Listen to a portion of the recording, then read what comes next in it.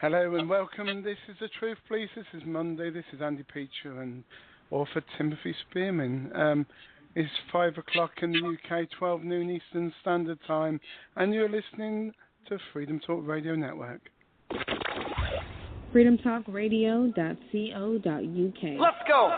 This is the most diverse, most amazing, one of the funniest radio stations you could ever listen to on the internet. I've heard so much stuff from the ups, the downs, the left, the right. The politics, the non-politics, the schmolitics, whatever you want to call them. It's great. You're listening to Freedom Talk Radio. We are dedicated to providing free access to our internet network. If you would like to get involved, contact us in any of the following ways. Go to freedomtalkradio.net/contact-us to contact us in writing. That's freedomtalkradio.net/contact-us. Or you can email us at freedomtalkradio2013@gmail.com or info@freedomtalkradio.net. Be sure to tune in for some of our exciting shows. On Monday, tune in from 12 p.m. to 2 p.m. for The Truth Police with Andy Peacher and Tim Spearman. On Tuesdays, be sure to check out Tim Clark's End Time Matrix News from 11 a.m. to 1 p.m. Then, stay tuned for Andy Peacher's Musicians and Bands show from 2 p.m. to 4 p.m. On Thursdays, from 2 to 4 p.m., it's Andy Peacher's Families Reunited show.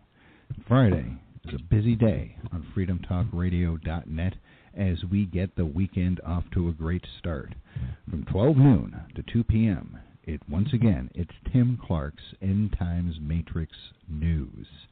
From 8 p.m. to 10 p.m., it's the Cosmic College with Sasha and Janet Lesson. Heat up your weekends on Saturdays from 12 noon to 2 p.m. with the Knights of Liberty show with Andy Peacher and Tim Spearman.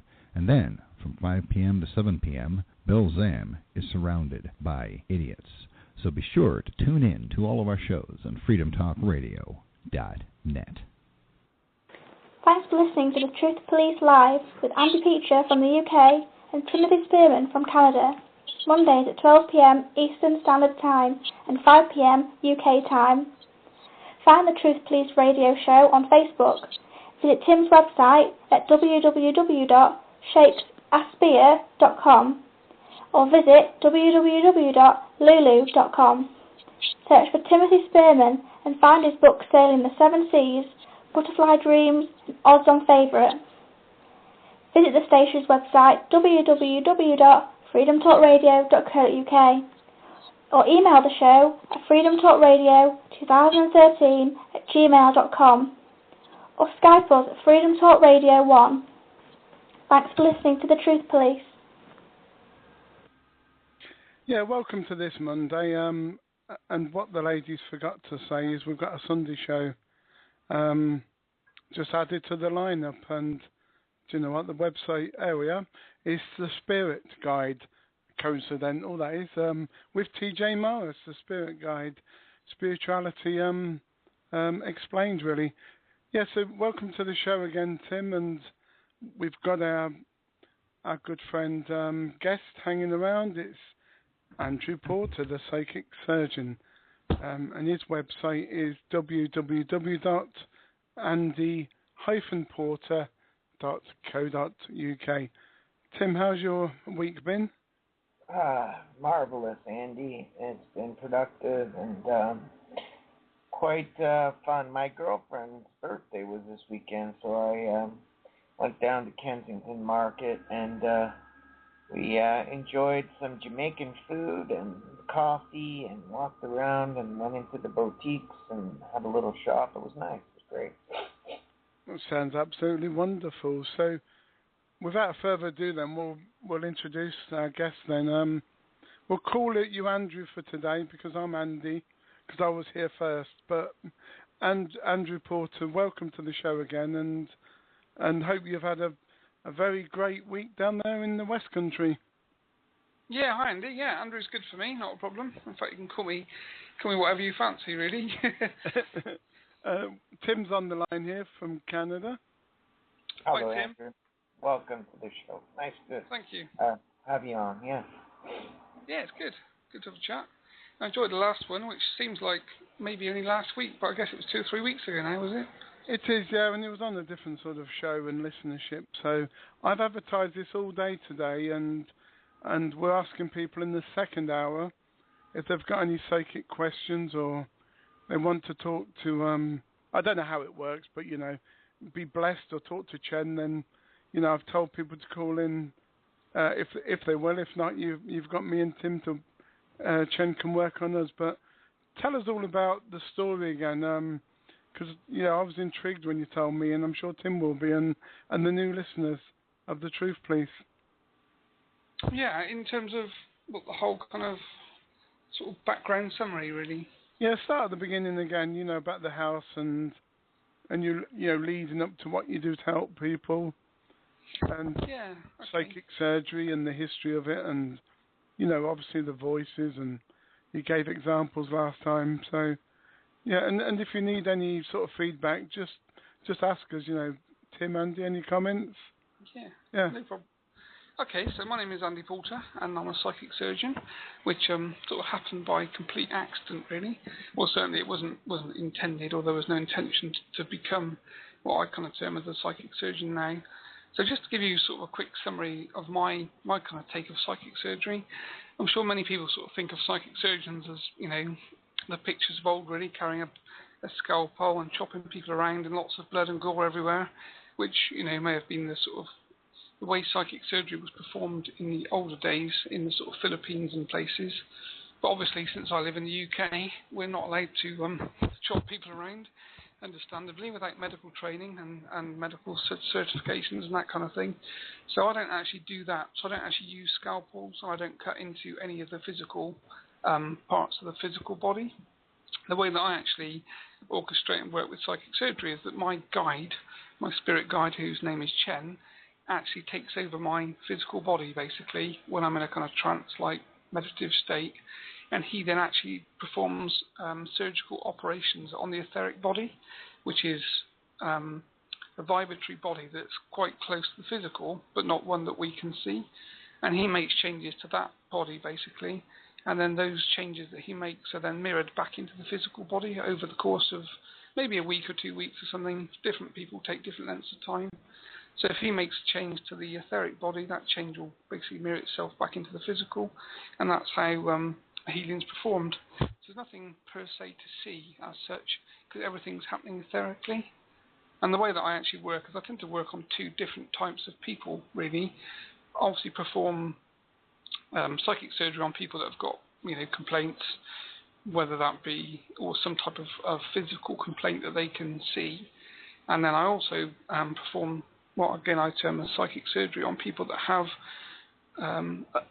some type of complaint, but more around the sort of mental side, so schizophrenia, Tourette's, that sort of thing, whereby in my opinion they actually have what I kind of term as an attachment, normally negative, so something negative that you can't see, that's outside of the physical realm, that's attached to that person's etheric body, and it's that that's causing the problems.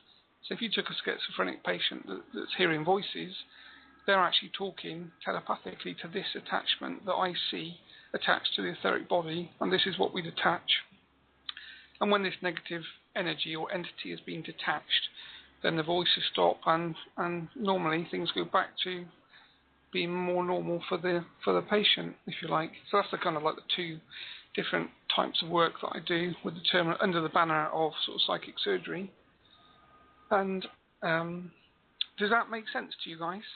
It makes total sense to me. I can relate to it very profoundly, and I'm a metaphysician, a philosopher, and I kind of do the same thing in a way, and I've often conceptualized it as you've described it, but you obviously have the expertise to actually perform the psychic surgery. I see it as a form of exorcism in a sense, and I totally relate and understand what you're doing. It's beautiful. It's magnificent. I think it's wonderful what you do.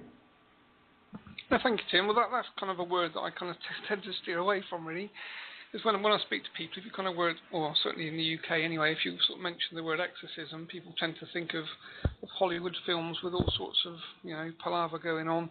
So sort of possession / exorcism isn't sort of terminology I tend to use, which is why I tend to sort of prefer the attachment wording, really, because it doesn't kind of frighten people quite as much.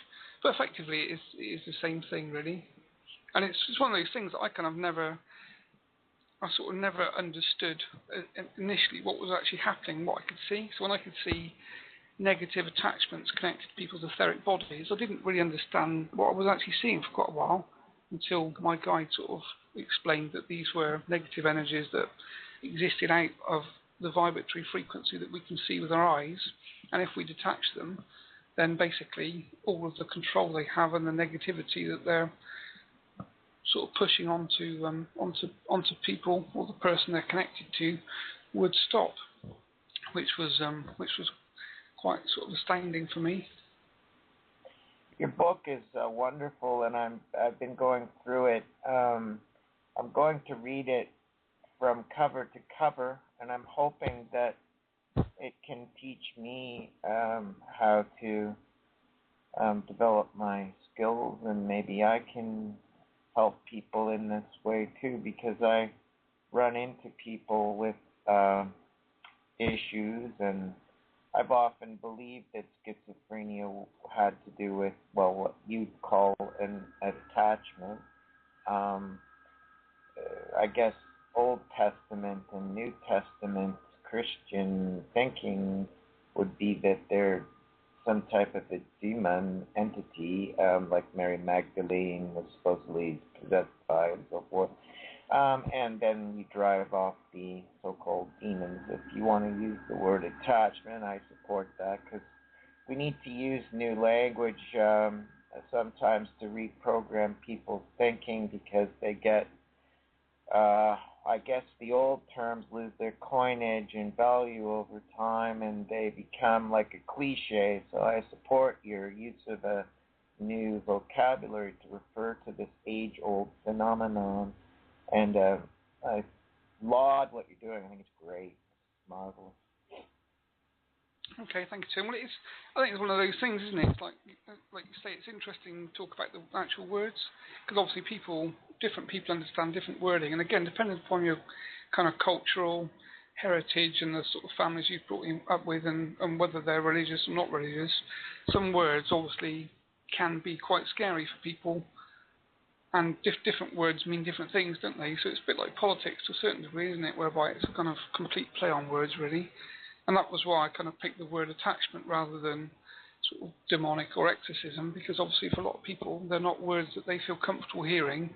And if you're talking to someone and you're saying, you've got, say, I can see 3 attachments. If I said to them, I can see 3 demons attached to you, they'd probably go into quite a big panic, really. Whereas the word attachment doesn't conjure up, a big thing with sort of horns and something nasty. Right. Yeah, it's good to do it in that way, because I imagine that when you have a more calm subject, you can perform your own work more calmly and with less agitation and grief. So I can see benefits to your approach. Yeah, very much so. Okay, so you happy, Andy, if I just sort of go back through a summary of how I ended up doing what I do now?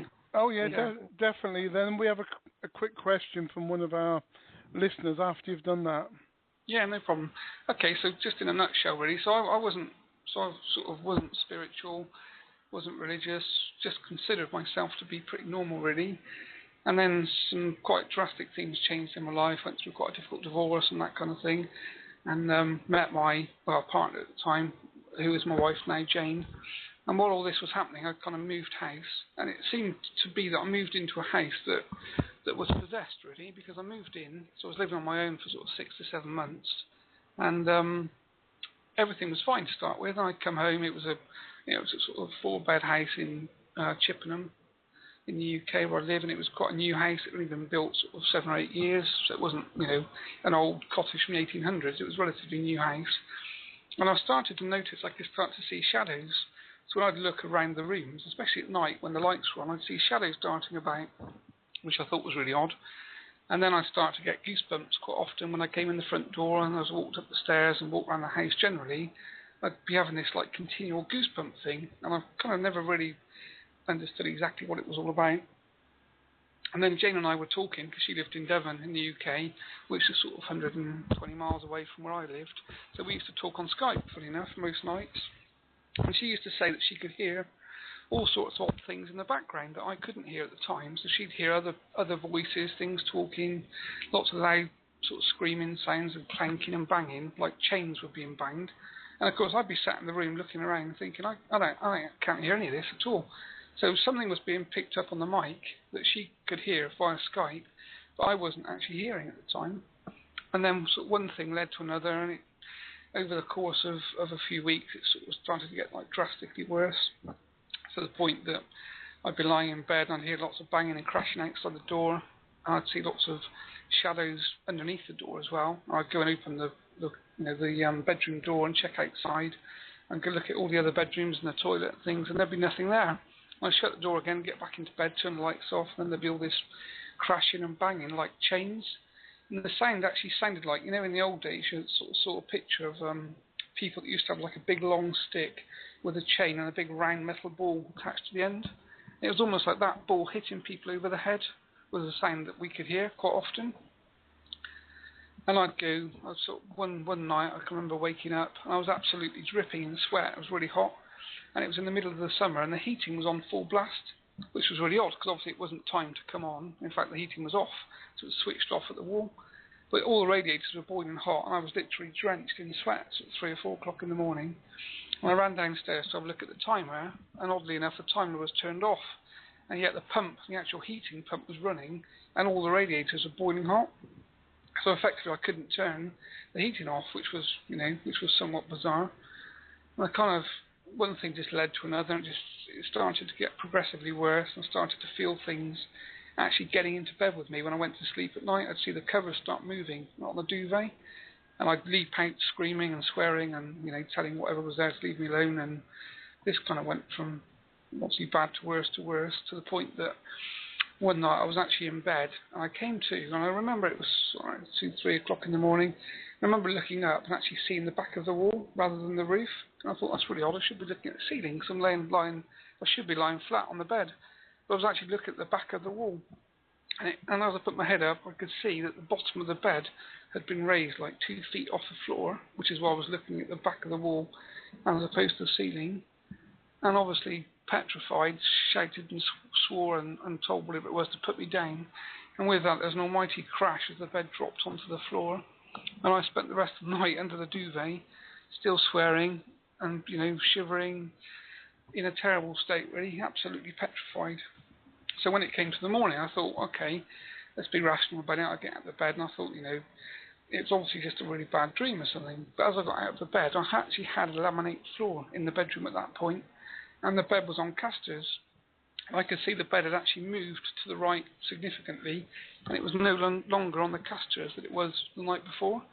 And that was kind of the last straw for me, that I realised that whatever was there was definitely after me in a negative way, and it was definitely frightening me to death, and I needed to get something done about it, really. So at the time, Jane was living down in Devon, and there was a psychic lady that came into her salon, because she worked in a hair salon, and Jane told her this, and she said, I could clear that. So obviously the next thing I did was speak to her at length on the phone, and then over the duration of a few weeks or something, somewhere around there, she was basically clearing the house. And next thing you know, everything was fine. And I thought, this is really, really odd. 1 minute the whole house is possessed, and I'm I feel like I'm going mad really with fright and terror. And the next minute, the house is quiet, subdued, and shadows have disappeared. All of the noises have disappeared. It all seems to be fine. So of course that was my sort of clicked my interest really, and I sort of tend to be a bit like a dog with a bone anyway. So from that point onwards, I just spent all of my time reading books and looking at the internet and trying to understand what this kind of psychic / spiritual world's all about, and what was actually after me. And then I kind of moved on to start going to psychic circles, learn to meditate and that kind of thing. And then went through the Reiki 1, 2 and 3 classes. So as I was finishing the last Reiki Master course, the lady, Anne Oliver, that ran the course, said to me, just as she'd finished the attunement actually, that she had a Chinese chap with her whose name was Chen, Chen, and he was telling her that he was going to be my guide, and that we'd be working together doing psychic surgery. So of course I fell around the floor laughing to start with, thinking, I don't even know anything about psychic surgery, and I can't imagine that I even need a guide really. So that was quite funny. But then as time progressed, and I continued to go to sort of psychic circles and then join trance groups and things, eventually Chen started to come in and take over and speak through me, and that was the point that my kind of psychic surgery sort of career kicked off really. So it wasn't anything that I kind of chose to do consciously, but it just kind of happened, and that's the sort of like the pocket summary. That sounds good. More than good. It sounds incredible. Wow. Incredibly good. Yeah. So, when these people seek your help, how do they approach you, Andrew? Well, I've got a website basically. So when I first started to do this, I sort of started to operate on the phone and found that I'd come home from my normal job every day, and I'd have 3 or 4 phone calls, and I'd bring people back, and I'd be on the phone for sort of 2 or 3 hours, talking to them about what I do and how I do it and what I could do for them, and it was just basically sort of gobbling up all my time completely. And I just I got to the point I just realised that the phone wasn't going to be the media of choice for me really, and that I didn't have a huge amount of time, what with family commitments and work and that kind of thing. So that was when I set a website up and started to go down the sort of website route, whereby people can contact me via the website from a form. I'll speak to them over email. So I never actually speak to anyone in person because I don't really need to, the way that I work. So if I'm doing like a remote appointment with people all over the world, I never actually speak to them in person. It's all done over the email. And of course I connect to their etheric body. So when I actually work on them to look at what's wrong with them, my guide shows me the pictures so I can see things that are attached or whatever else has got wrong with them. And we make the changes then to the etheric. And they normally sort of mail me back a week or 2 later to give me an update on how they're feeling and what sort of results we've obtained. And then obviously I do have in-person people that actually come to see me physically, and I work from a summer house in the garden. Now this entity, Chen, this spirit guide entity, do you have a past life connection with him, or how is it that he came to form a relationship with you? Yeah, talking to him, I get the impression, well, and I know for a fact that we've sort of obviously had lots of past life stuff together, so we've sort of been involved with each other for a long, long time, over many, many past lives. So again, it's quite funny really, because obviously I was quite naive to the fact that, he knows more about where I'm going in with my life than I do most of the time. Yeah. So, I believe that when we're sleeping, our astral body is awake and learning and experiencing, and then when we wake up, our astral body goes into our body and sleeps. So do you think that in your sleep state, you and Chen are actually together, and he's maybe instructing you up there in the astral plane, or perhaps you're engaged in work together while you're sleeping? Do you think that's possible? Yeah, I definitely agree, actually. I never used to sort of go with that concept, but I definitely have come to the understanding now that that's exactly what happens when you physically go to sleep. Obviously, the subconscious part of you, the astral part of you doesn't need rest, really. So you kind of go off and do other things. Cause I used to find it quite odd when I first started to do this sort of work. I used to find that I got attacked quite a lot. So we'd have negative things in the bedroom in the middle of the night that should be kind of trying to keep me awake and causing problems and things. And sometimes I'd wake up with odd marks on my body, like odd bruises and scratches and things that obviously had happened overnight.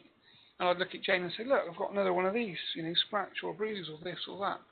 And she'd say, oh, well, you must have fallen out of bed or must have done something. I was thinking, no, I definitely haven't left the bedroom.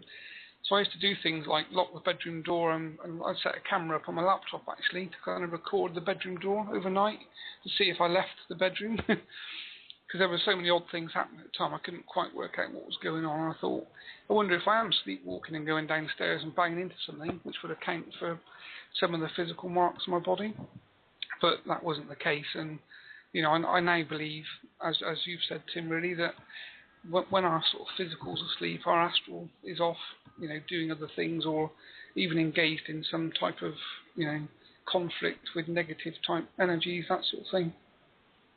Yes, seems to be the case, and we're constantly awake. It's just which consciousness or which self is actually experiencing what, it seems.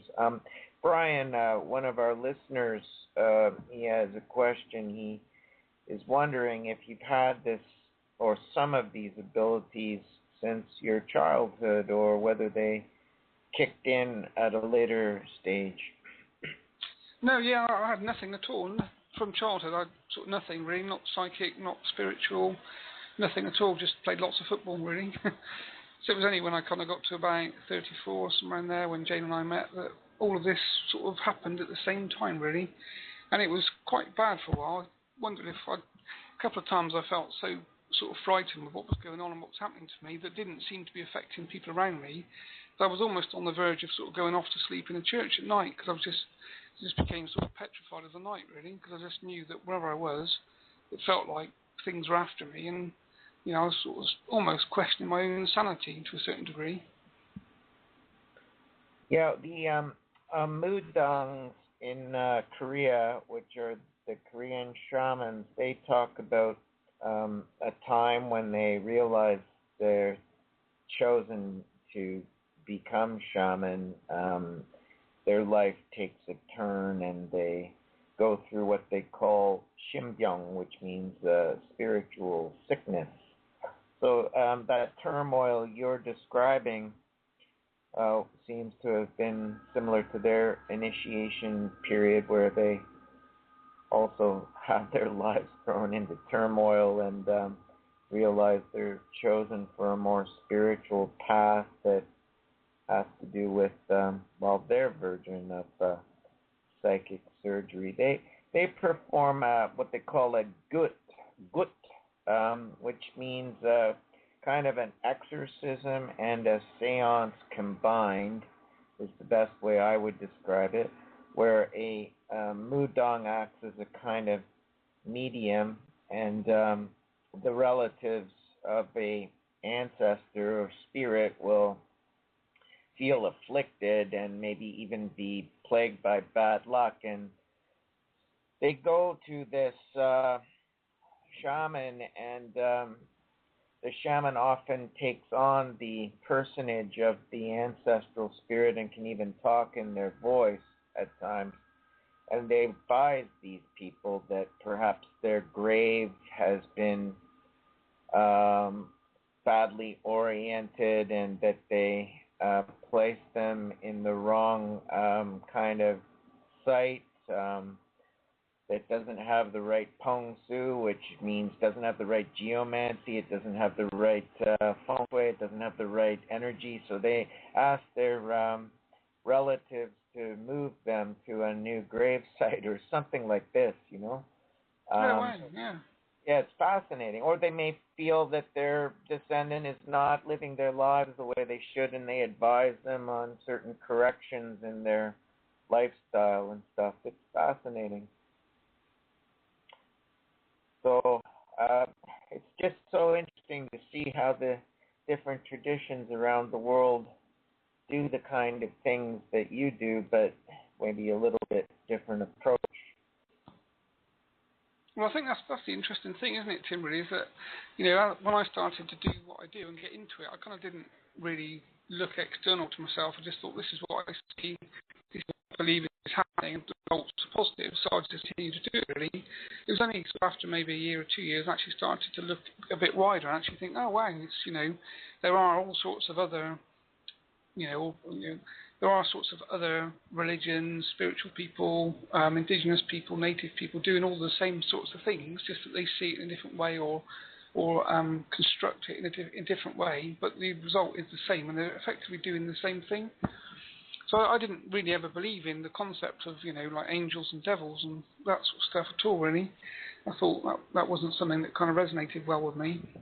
But now I definitely believe in the concept of, the way I term it is obviously, higher frequency vibration, as in more positive energies, and then obviously negative energies with negative vibration. So the same sort of concept as an angel and a demon or devil, if you like, but again, that's not my terminology. I tend to use just, positive. I just see things as positive or negative. If the vibration's, high, it's positive. If it's low, it's negative, and you tend to find that the conversations I have with these energies are the same.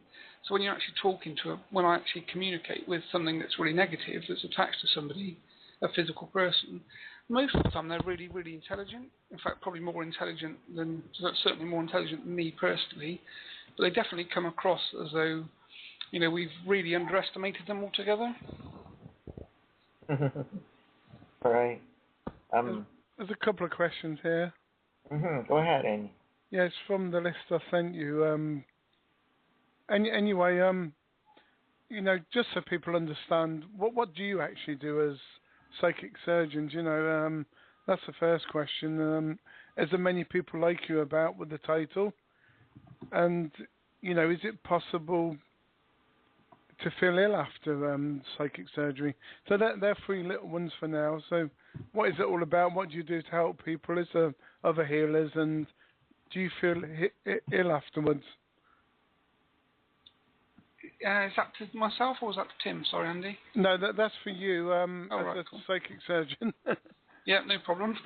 There definitely are other people that do the same thing. Again, maybe they talk about it in a different way. I just kind of talk about the way that I see things, the way that I do things. But there's certainly, people everywhere are doing the same sort of thing. Just that, again, their terminology may be slightly different to mine. And I've never seen anyone. I've never experienced anyone be ill after psychic surgery. Most people feel really tired, and the experience or the feedback I get from people that I actually work on physically. So if you come to my summer house and you're lying down, most people tend to say that they feel very relaxed before we start, and I have a quick chat to them, and then I allow my guide to come in and take over. He then speaks directly to them through my mouth, obviously, and most people report again they feel quite relaxed and reassured, and any nervousness or any kind of trepidation seems to go quite quickly. And then as soon as he puts my hands on their stomach, because that's the only place that I actually touch them, so I stand in front of them, put my hands on their stomach, and I don't move from that point at all for the whole next sort of 45 minutes or so whilst the appointment goes on. So most people then report as soon as he starts, it feels like they've almost been sort of welded to the bed, like they can't move. So Chen's opinion is that he gives an anaesthetic injection into their etheric body which stops them moving the body parts that he's working on. So if he's working on someone's legs, for instance, they can't move their legs off the bed. So as much as they would try to lift their legs up, they literally won't move. It's almost as though it's almost like having a normal kind of anaesthetic whereby the body is paralysed whilst the work's performed, and then as soon as he's finished, he'll take my hands off and say, okay, you can sit up now, and they can move their legs, and they normally sort of swing round but feel quite tired. But most people that come here, I have a lot of people that come from all over the UK, and they all drive themselves here and they drive themselves home or get the train home. So it's not like they need someone to bring them because they're going to be incapacitated once they've had a glass of water and normally use the toilet. They're fine to sort of drive off again. So that's one of the big benefits of this type of work, really, is that there is, if you had a traditional surgical operation in a medical theatre, obviously there's a long recovery time, whereas with psychic surgery, the recovery time is more or less non-existent, really, because you drive home the minute it's finished. And the same with people that have come here with schizophrenia. In an hour, most of them have walked out and the voices have stopped in their head completely. And actually, interestingly, some of them have actually contacted me afterwards, maybe a week later, to say they're actually missing having the voices to talk to, and could I reinstate the energy they were speaking with? Because some of them have had voices for 10, 15 years and have got used to it, and when they're removed, they actually feel like part of them's left almost. Because Andrew, on that note, sorry to interrupt, but yeah, what was amazing? My wife doesn't realise the coincidence. Remember, I told you about my wife's personal situation at the time. About the voices. I do, but I can't remember what you said. The voices, yes, sorry, yes. And that she's only had them for so long, blah, blah, blah. Tim knows the story. He doesn't know this bit. Coincidentally, after talking to you, and you didn't do anything to her at all, she was not necessarily listening to the show either, but they just went. No way. Very strange. Coincidental. So my next question would be, physical well-being, I can get that bit with the Reiki, with the psychic surgery. You can heal people's mind, body, and probably soul when they're there. How do you do that over the Skype when you're chatting, via email? How does that work that way to heal people? Basically, I don't actually talk to them, so I just basically bring up a picture of their etheric body. So I just sort of go into my little kind of summer house, sit down, do a quick meditation, connect to Chen, and then I ask him to show me a picture of their body. So in my mind, I just kind of visualise a picture of a person, and he'll show me then links that come out of their back or their throat or their heart or something.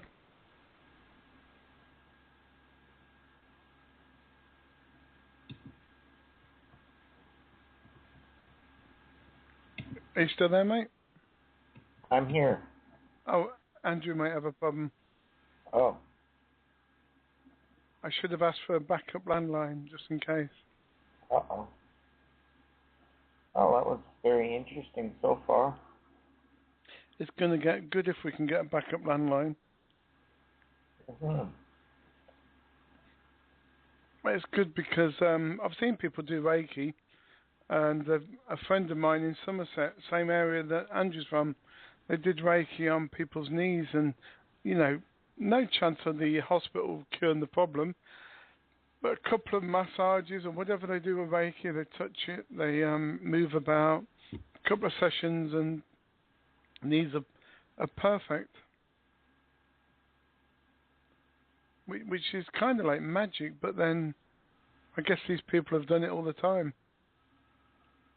Yeah, I've seen at this church that I used to go to. I haven't been there in ages, but they do healings there, and you can see that the practitioners are trained to throw off the negative energy around the person. They see like an energy field around you, and they actually know how to pull it off or remove it. You can see them doing it. And then they shake their hands to shake off the negative energy as they perform their healings. And they'll work on one subject, each individual practitioner, for about 3 to 5 minutes, and then someone else will come up and take the chair, and they've got about 4 or 5 practitioners at the front performing the healings, and it takes the session about half an hour, and then at the end of the service, they give you a message from the spirit realm, where some ancestral spirit or some spirit guide from the other side wishes to pass on some enlightening information to you personally, and it's a very interesting church, that's for sure. Hi guys, I think I'm back now. Sorry about that. I think my Skype session... Oh, Skype. Yeah, my Skype session died for some odd reason. Oh, okay, no worries. You're back again now.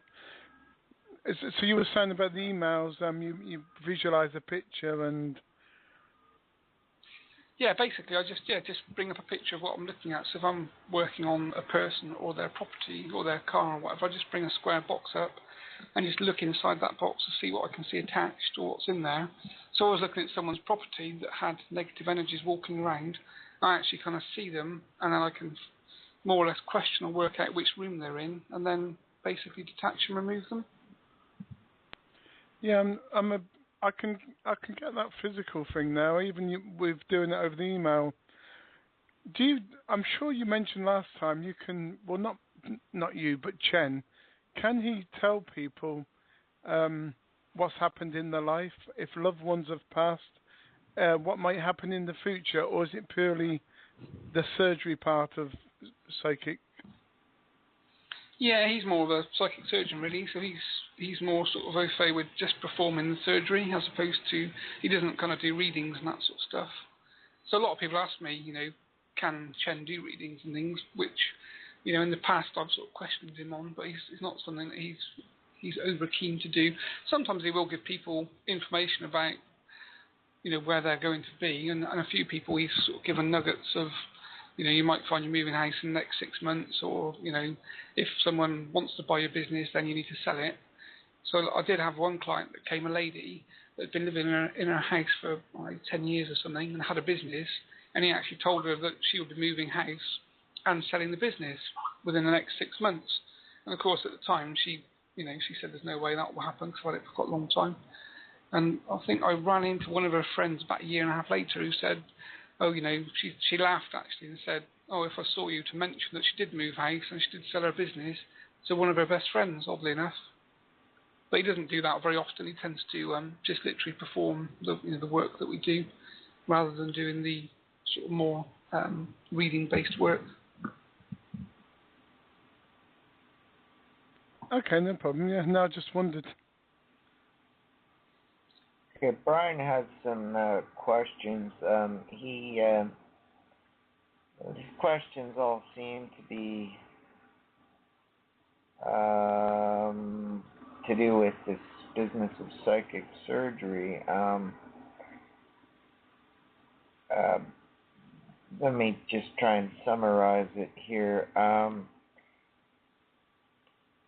When you do perform actual physical surgery on the body, of course it leaves scars, and it requires that you cut open the body and remove certain negative properties, like a malignancy, a growth, a cancer, or whatever.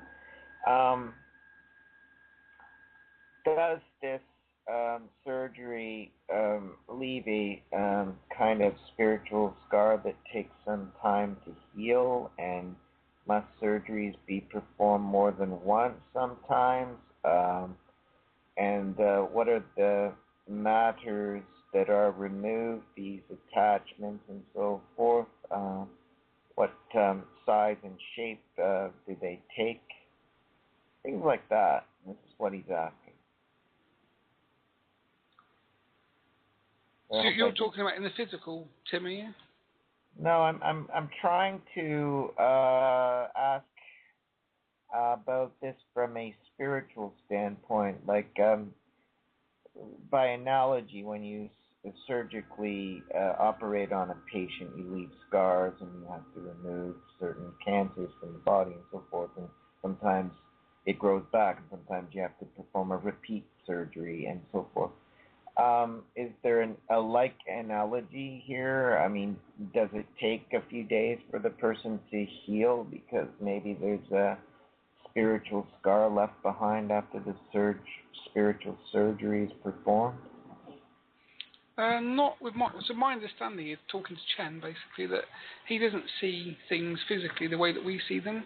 So he's looking at everything from a vibration perspective. So when he scans someone's body, he's actually looking for low vibrations that are out of line or out of kilter with what they should be. So he doesn't kind of see, if someone's got a cancer or something like that, he doesn't actually see cancer as such. He'll just see a vibration that's not right, and he removes that part of the vibration from that part of the body. Okay. So quite often, one of the things that he does with people that have got blood-related conditions like cancer and things, he actually inserts what he calls as a filter, basically, in the heart itself.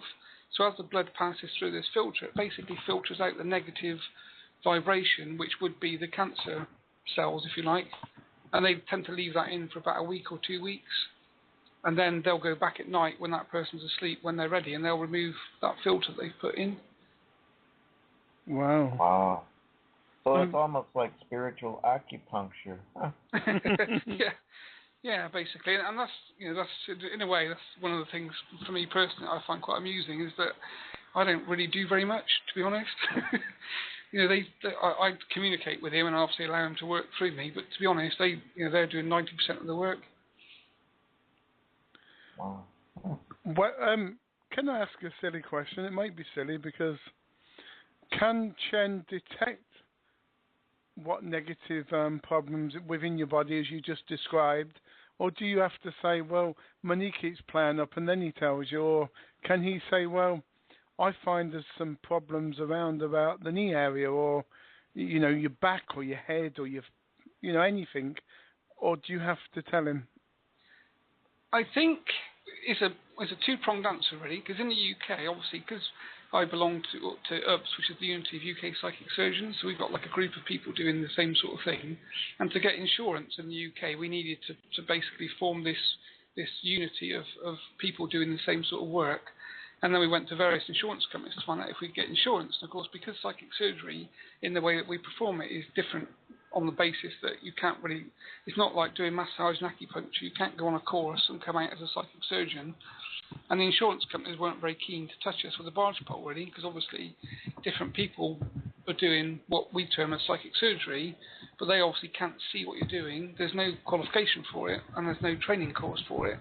So from an insurance company's point of view, to actually insure you to do it, it's kind of out there on a bit of a limb. So we managed to kind of educate a particular insurance company in the way that we work and how we work, and the fact that if we set this unity of UK psychic surgeons up, if everyone works with the same principles and ethics that we do and the same code of conduct, then they'd insure us. So eventually they agreed to do that, and one of the things that we agreed on basically was that we won't diagnose at all, because in the UK you have to be a medical practitioner to diagnose any type of physical problem. So even though Chen probably could tell you what's wrong, I know he does and can, he won't actually verbalise it because obviously we're not allowed to diagnose.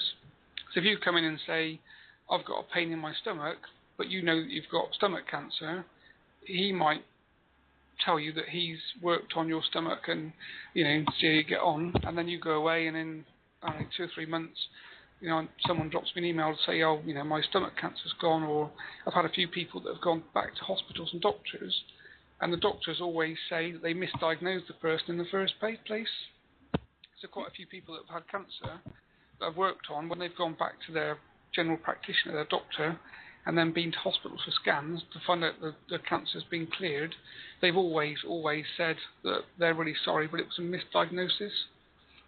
So Chen won't actually use the word cancer. He'll just say there's a collection of negative energy in your stomach that we've removed.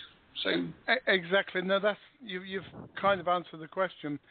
He will say that there's a problem around the stomach because he's found some energy. He may say the knee, he may say your head, back, toe, whatever. Yes. Your organs, your personal organs, or your belly button's infected. Which will be stomach. But so he will actually give you an indication that he knows exactly where your issue is by just saying in your left toe, or your left foot even, you have negative energies there. He can't say what it is, but it gives the patient the clue that Christ, he's brilliant. So I think we've got 3 or 4 people for you in the next hour. Yeah, that'd be cool. Yeah, definitely. Yeah, I know my because I've been deliberately careful not to tell you anything about anybody's physical energy, as a skeptic, of course. Yeah, that's good. and then that way, at least you can, if it comes true, And I'm very honest. If someone says your nose is falling off, and it is, then I'll say yes, it is.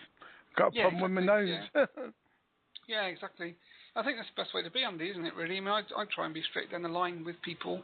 I put a lot of time and effort into what I do, and, it's not a fantastic money-making racket at all, really. So it's, most of it's my own time that's being used, and I work for a lot of people without charging things as well. So, for me personally, it's got to be 100% morally right, and I've got to have the right intent to do it. Otherwise, I'm wasting my time, and I could be out tinkering with my car instead. It makes good radio shows. It makes good practitioners' advice. People are going to trust you better if, as a practitioner. Well, no, that's not the word, is it? But as a spiritual psychic surgeon, if at least partly you can kind of, not wow people, but if Chen can be a little bit correct in what he's saying. I mean, it's a bit like seeing paint on the wall. If you see white paint and someone else says it's black paint, well, you're going to question their judgment of the colour of your walls. But if they agree with you, then you're going to be, well happy. Yeah, exactly. And I was on a radio show a little while ago, which was an American show. I can't remember the guy's name now. Robert Stanley, actually. Was it Robert Stanley? No, Jesse Bravo. So he's a New York psychic, and he's quite famous, I think. I was on his show, and unbeknown to me, he basically had a person ring in that had schizophrenia, and he wanted Chen to see if he could sort it out there and then on the radio show, because again, it obviously makes good media, doesn't it, to do things like that live. So this guy rang in, and Chen worked on him. And during the show, I think, he said that he'd felt more peaceful, even though the voices were still there. So I contacted him afterwards, this guy Raymond, and said, look, there's some things you're going to need to do if you want to completely get rid of the voices. So you need to be laying sea salt around your bed and sea salt around your house, and there's some other bits and pieces that I encourage people to do, take a bath with sea salt and that sort of thing, because it clears out negative contaminants in the etheric body. So I gave him a list of things I wanted him to do, basically, and after about 2 weeks, I was in contact with him every sort of few days, and after about 2 weeks, his mum emailed me to say, thanks very much, but they couldn't believe it, but the voices had stopped. So I kind of mailed Robert back to say, just if you did want a follow-up, not that you need to have me on the show, but, obviously that guy now that I have never seen that lived in Texas or somewhere, his voices have gone on the basis that, what we did on the radio show. So it does make good media without a shadow of a doubt. Brilliant, yeah. It's not all about that. It's about helping people, of course. It's more important. Well, that's the whole thing. I don't claim to be any miracle work, and there's plenty of people that do the same thing as me. And I think if more people that had schizophrenia and Tourette's and all of some of these terrible mental conditions, knew that they could go and see a psychic that potentially could detach what's with them, and the voices will stop, the world would be a much better place, because there's so many people that are suffering on the basis that, where we are today scientifically, we don't kind of understand this concept of, other energies that are kind of telepathically talking to people. And there's so many people hearing voices now and being labelled as, having a mental health condition. And I don't see it as a mental health condition at all. I just purely see it as a spiritual problem. And if more people could detach negative energies, then, there's a whole kind of host of people that could be walking around in a much sort of fitter spiritual way, as opposed to being labelled, mentally ill, which, in my opinion anyway, isn't actually the case. Okay, yeah. Brian wanted to know if this healing process with Chen involves the seeing of any colors, or is there any involvement with color? Do you perceive negativity through color at all? I don't know the way that I work, to be honest. Chen just shows me a picture of something, like someone with things connected to them, or if we're working on someone physically on the bed, I don't really see anything particularly. He's just doing what he does, and most people talk about it. If I actually got my hands on them, most people report back that they, as I said earlier, felt as though they've been anaesthetised and can't move, and they normally feel lots of sort of tugging and pulling. So they don't tend to feel hands inside their body per se, but they normally say they can feel lots of tugging and pulling in the areas that he's working. But the one thing that no one ever does feel is pain. So some people have said that it feels quite uncomfortable, and adhesions is something that I've worked on quite a bit as well, where people have had a normal operation in a hospital. And obviously, as soon as you start chopping someone inside, scar tissue obviously forms, and sometimes, different organs adhere to each other. They attach to each other, and then as that scar gets bigger, as those organs move when you're walking and you're doing things, obviously the two organs are pulling each other around because they're connected now by a scar. And lots of people find that very painful, and it's quite a difficult condition. And we work on those quite successfully as well. And those people tend to say that it feels very uncomfortable when he's removing these adhesions.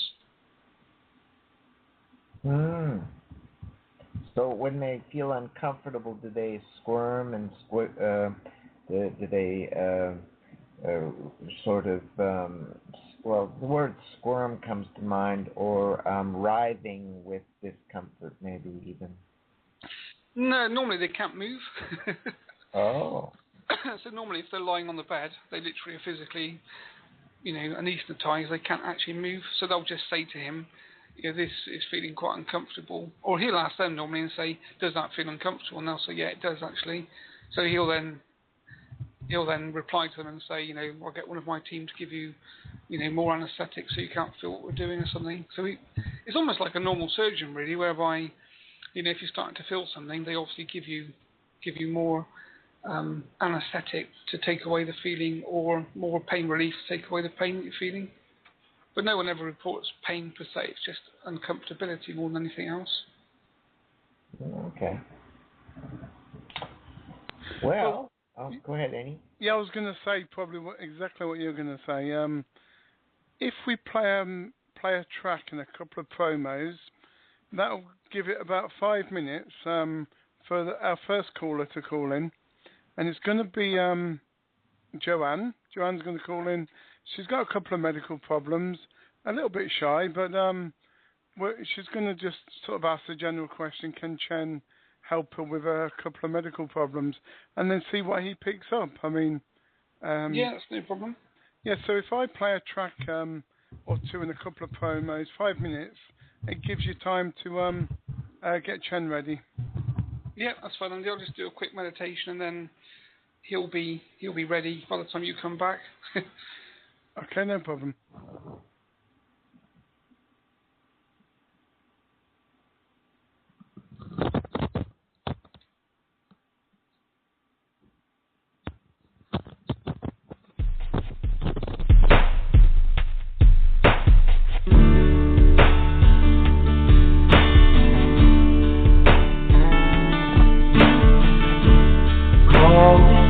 Calling me to the cold.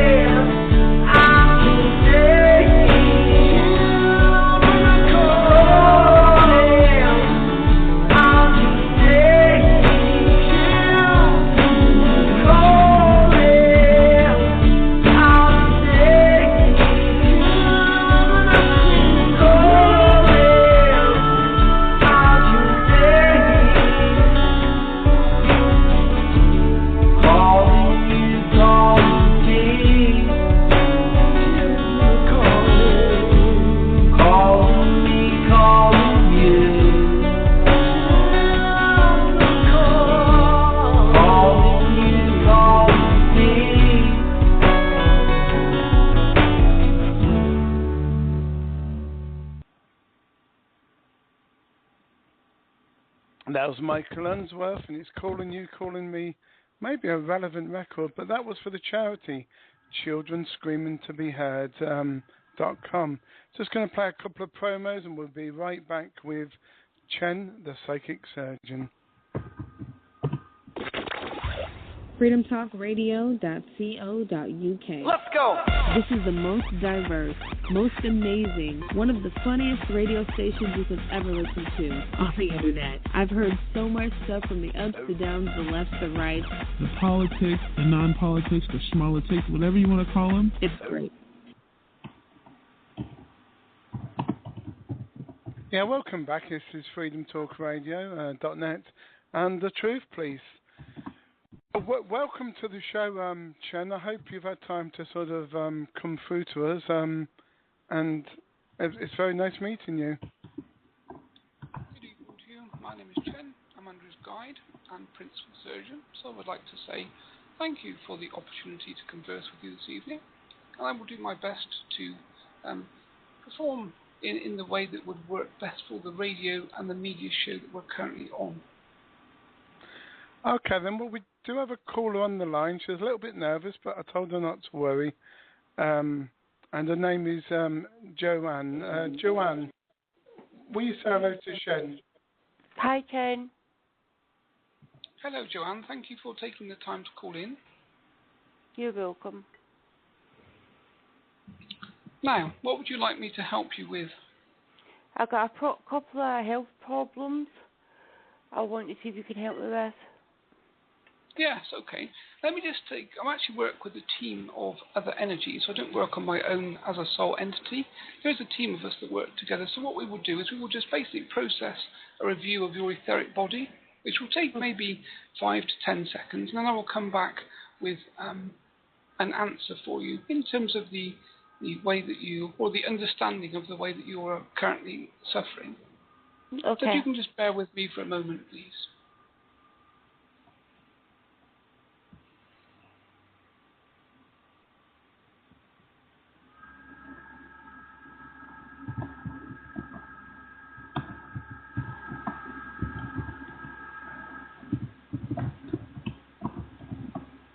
Okay, reviewing your etheric body, obviously we see things in terms of vibration as opposed to physical conditions. But from what we're looking at, I would say that there's certainly a level or a problem with blood sugar. So maybe diabetic, possibly. There's also an area of negativity in the lower part of your womb, which could be due to severe scarring from possibly childbirth or an accident at some point.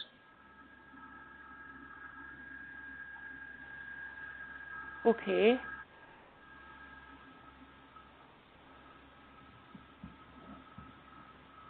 Okay, how was that? Good. Is there some kind of remedial action that the lady should take? Firstly, blood sugar, obviously. Diabetics tend to suffer with this problem, mainly due to dietary problems, as I'm sure you probably know.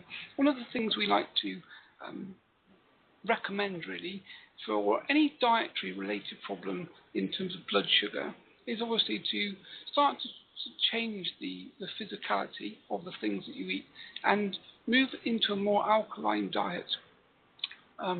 One of the things that we're very keen to promote is apple cider vinegar and also coconut oil in its raw form, organic coconut oil, because these two things help the organs to work much better and to basically detoxify and cleanse themselves.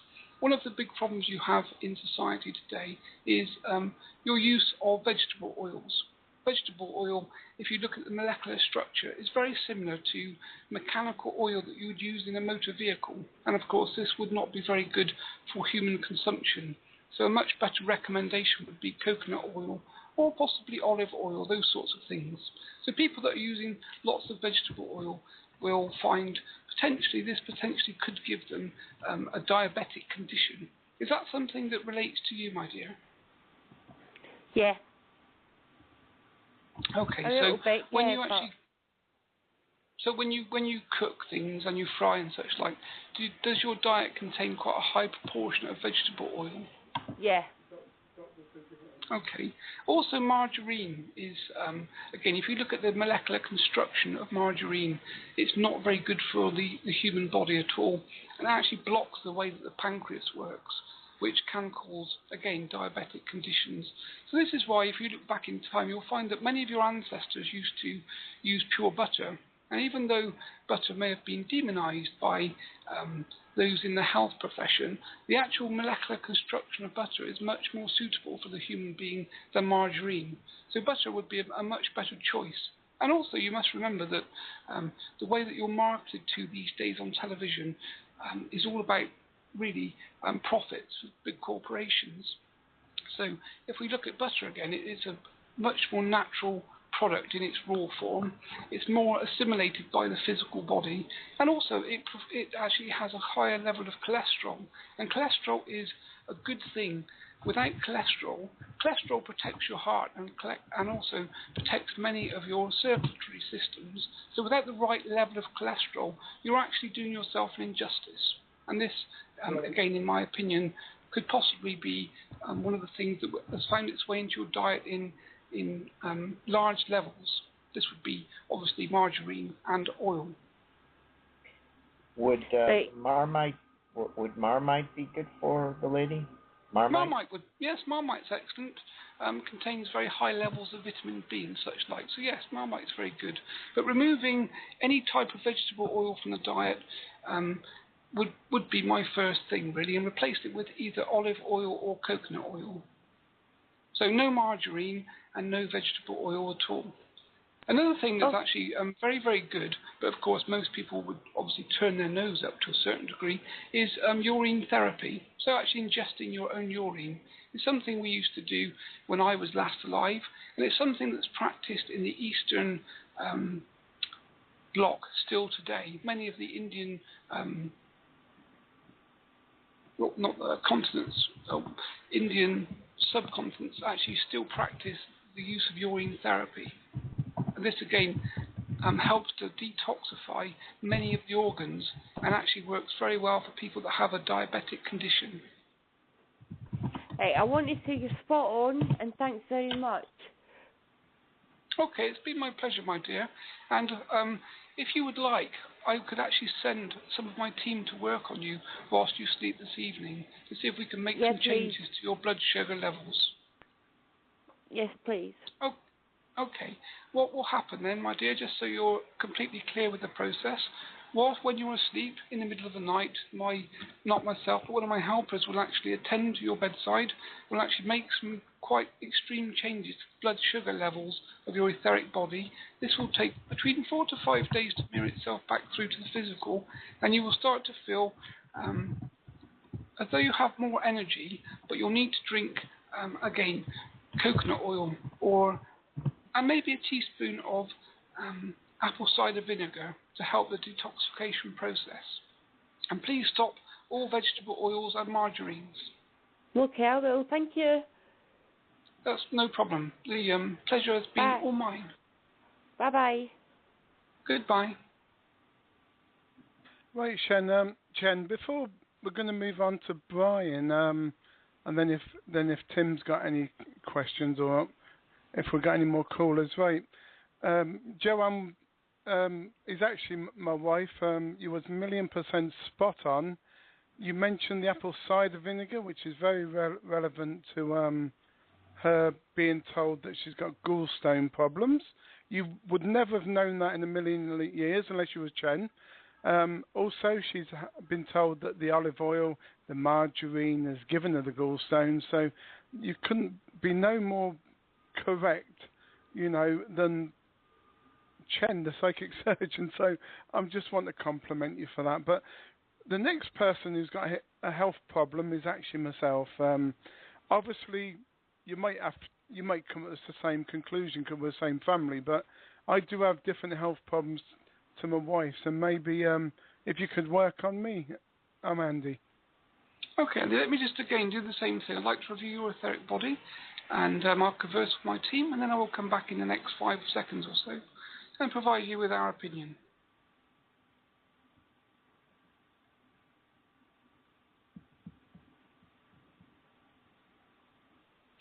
Okay, just reviewing your physical body.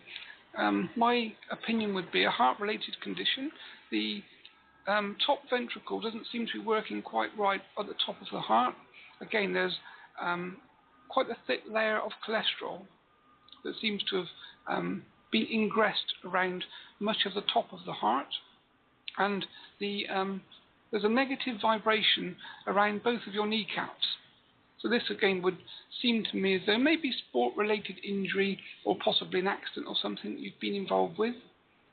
Just looking at your back, your lower back as well, it looks to me as though the spine could be slightly out of alignment, maybe halfway down.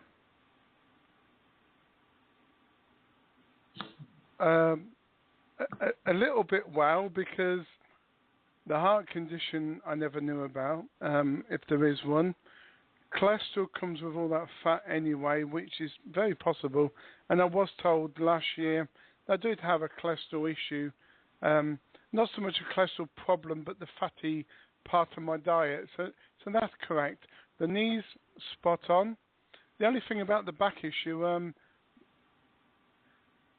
my daughter and my mother had spina bifida occulta, which is very minor condition, but vertebrae L1 and L2 does seem to be out of place.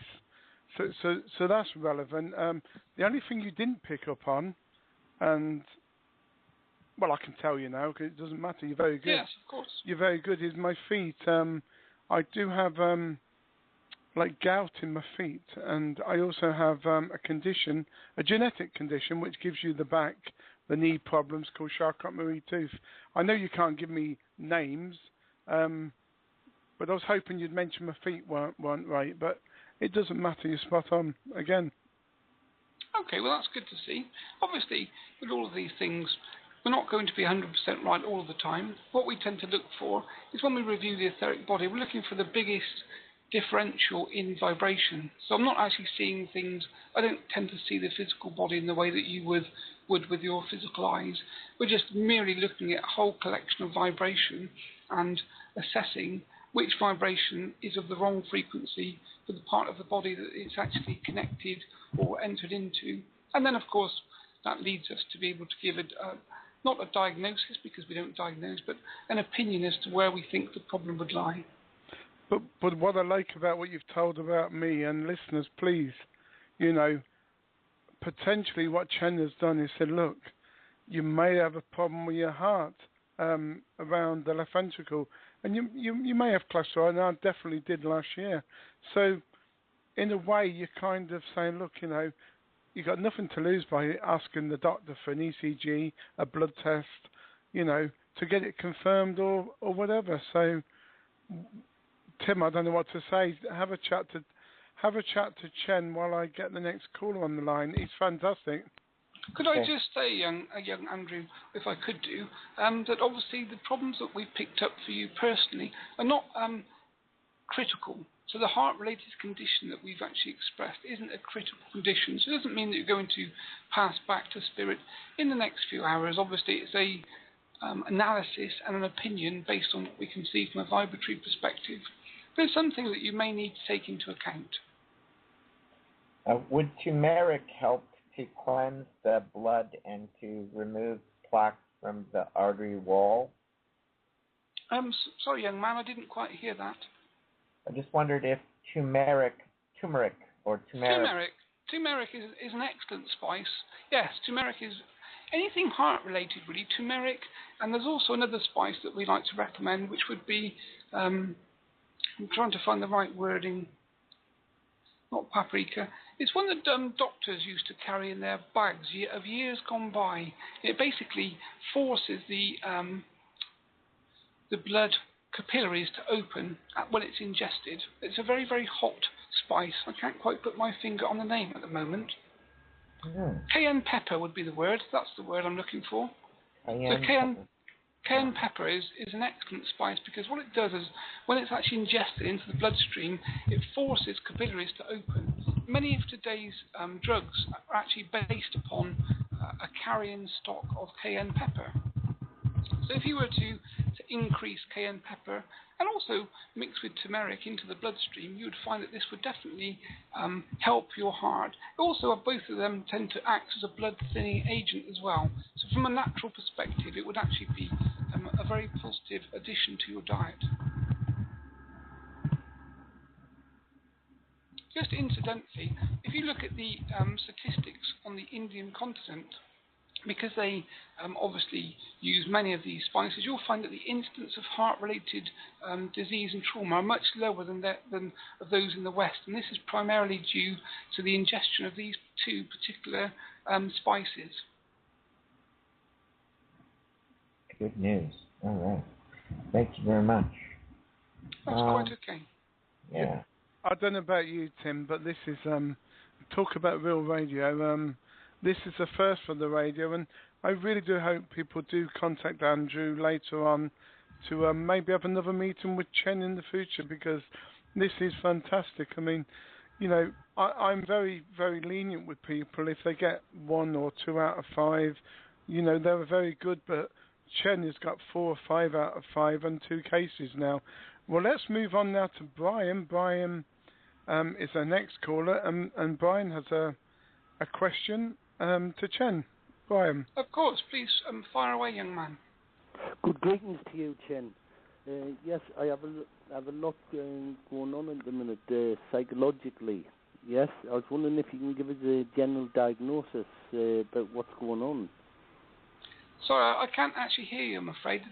The volume seems very low.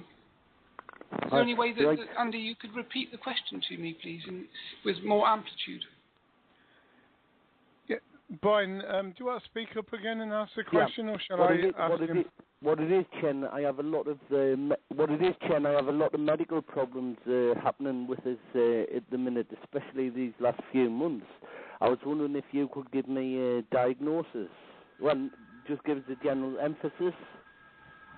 Yes, I can certainly give you an opinion as opposed to a diagnosis. So let me just review your etheric body. I'm just going to dispatch 2 of my team.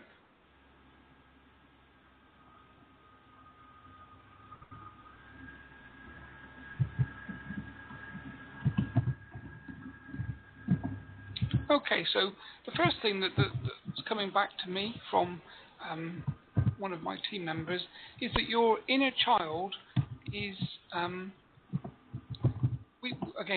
trying to describe things in a way that you understand them can be quite difficult, so you might need to bear with my terminology. But looking at your inner child, it's actually completely collapsed upon itself, almost as though a child is sat on the floor with its legs behind itself and its head down and its hands over its head. So it's not actually engaging itself in the real physical world at all, primarily.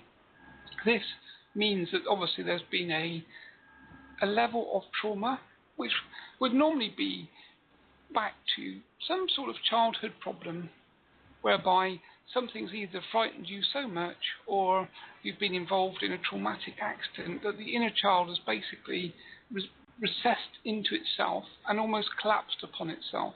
Now what this means, because of course this is spiritual jargon really, what actually happens is as a fetus is born, so you have a human female, obviously, that becomes pregnant, and then as the egg starts to develop, maybe after 4 to 5 weeks, a spiritual energy is basically encapsulated in the egg, and this is the point that the egg, if you like, becomes a conscious human being as you would understand things, and from that point onwards, obviously, the spiritual encapsulation stays in place.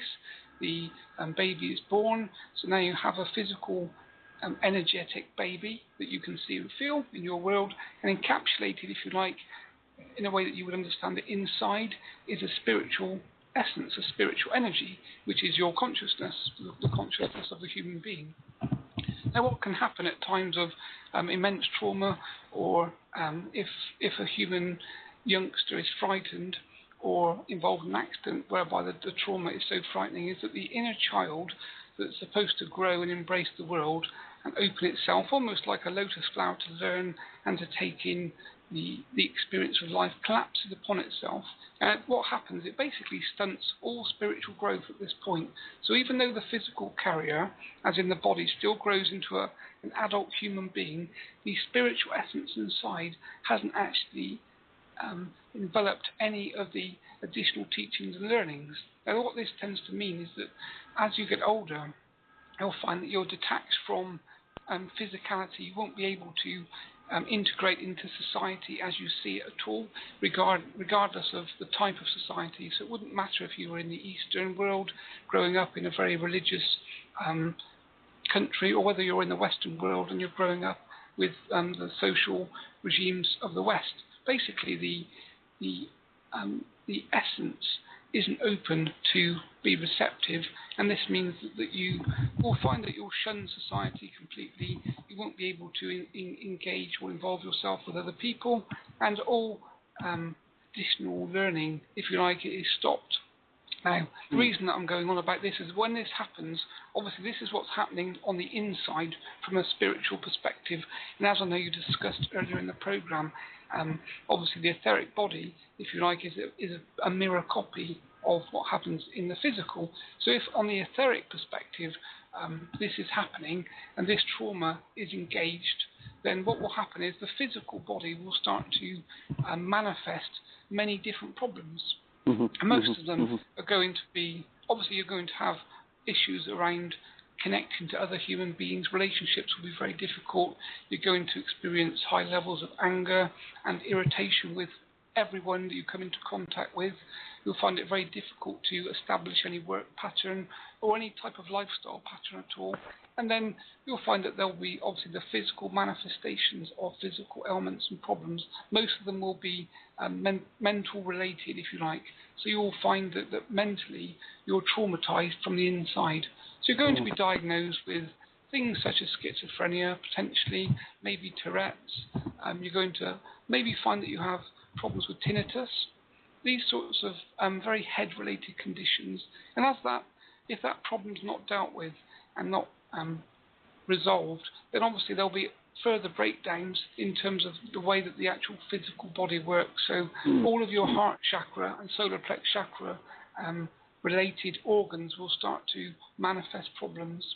So you'll probably start to have problems with urine. You'll probably start to have problems in the lower regions of your body, etc. I can certainly say like I say, Chen, spiritually I've come a long way. I would say, I mean, that's no disrespect to your overall prognosis, you know, but you're certainly right about the inner child.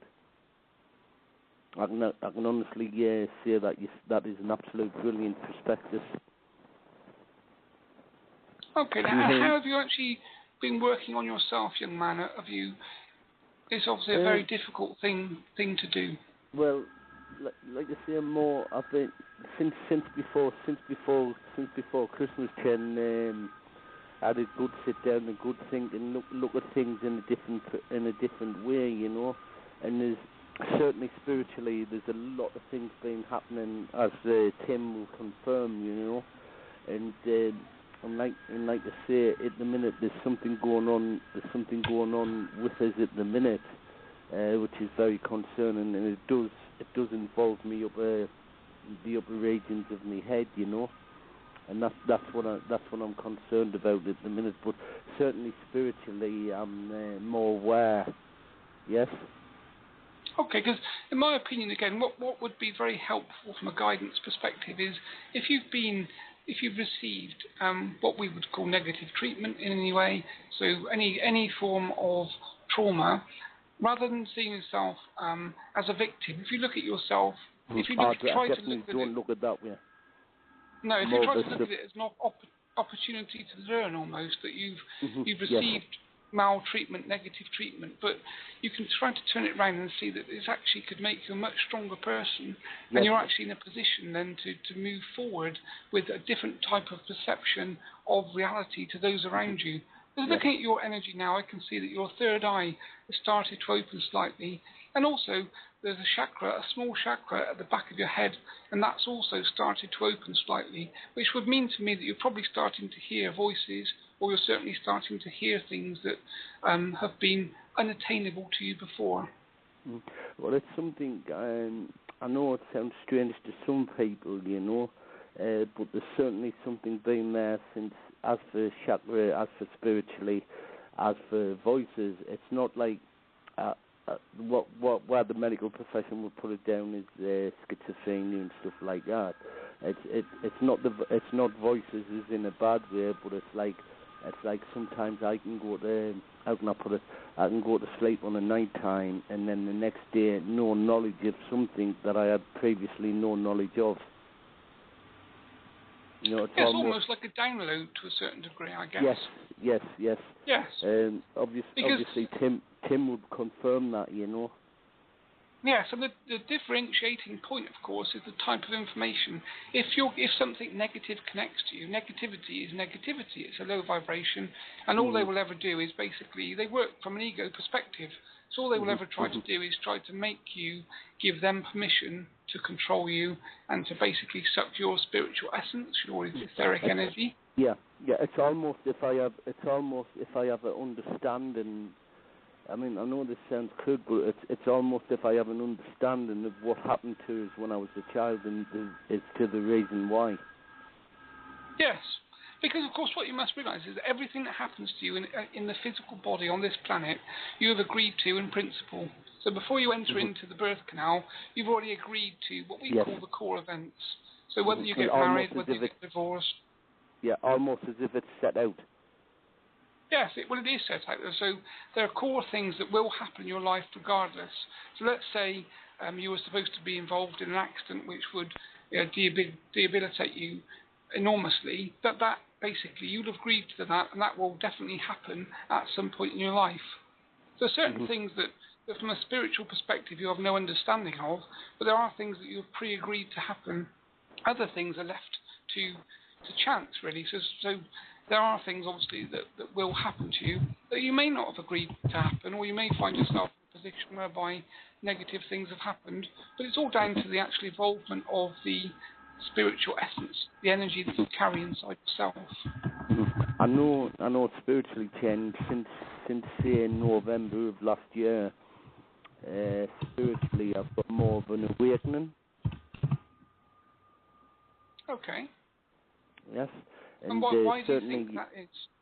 Why do I think that is? Because I think if you put it down to maturity, or if you put it down to, I don't know, it was like since like up until November of last year, everything was, I was looking at, I had a big darkness around us because I had a lot of negativity around us.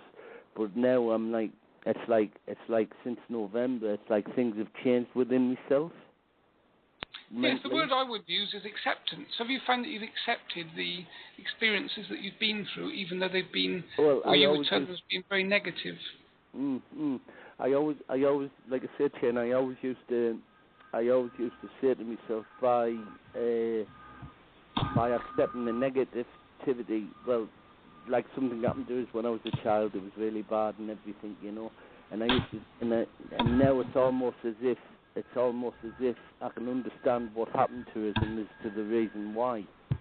Now, I never ever thought that I would be able to do that, but by sort of accepting what happened to us in a way, and trying to understand as to why it happened to us, I've got more of an understanding now than I ever did. And yes, sort what of you've done, Brian, is pathway.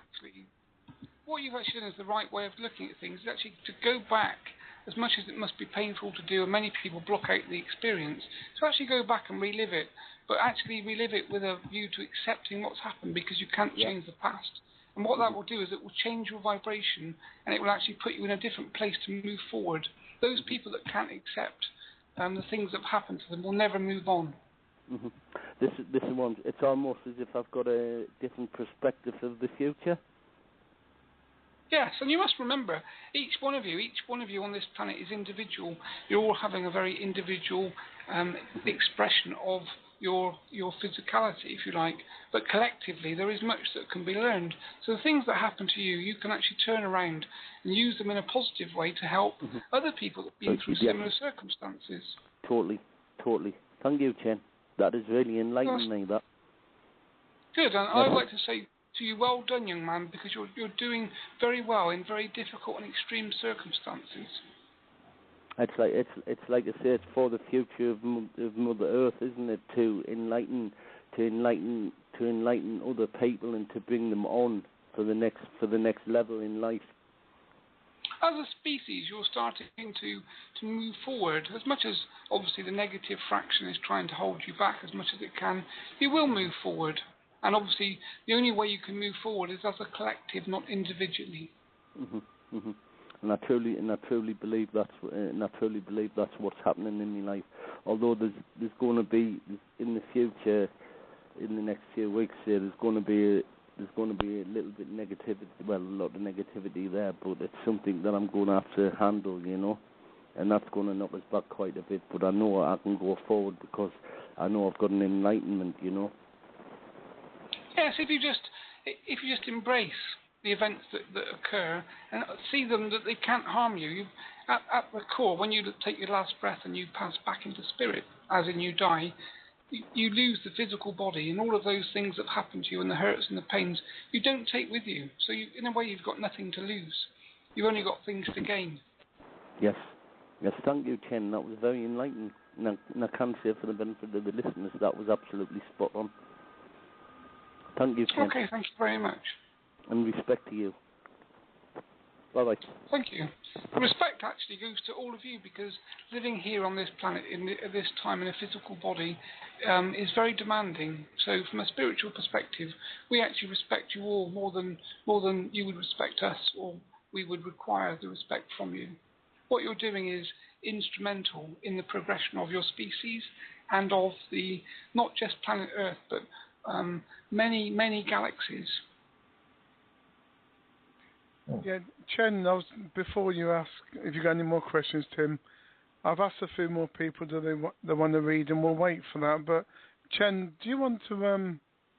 Is there any kind of things that you recommend, to stop us all getting psychologically, physically, mentally ill?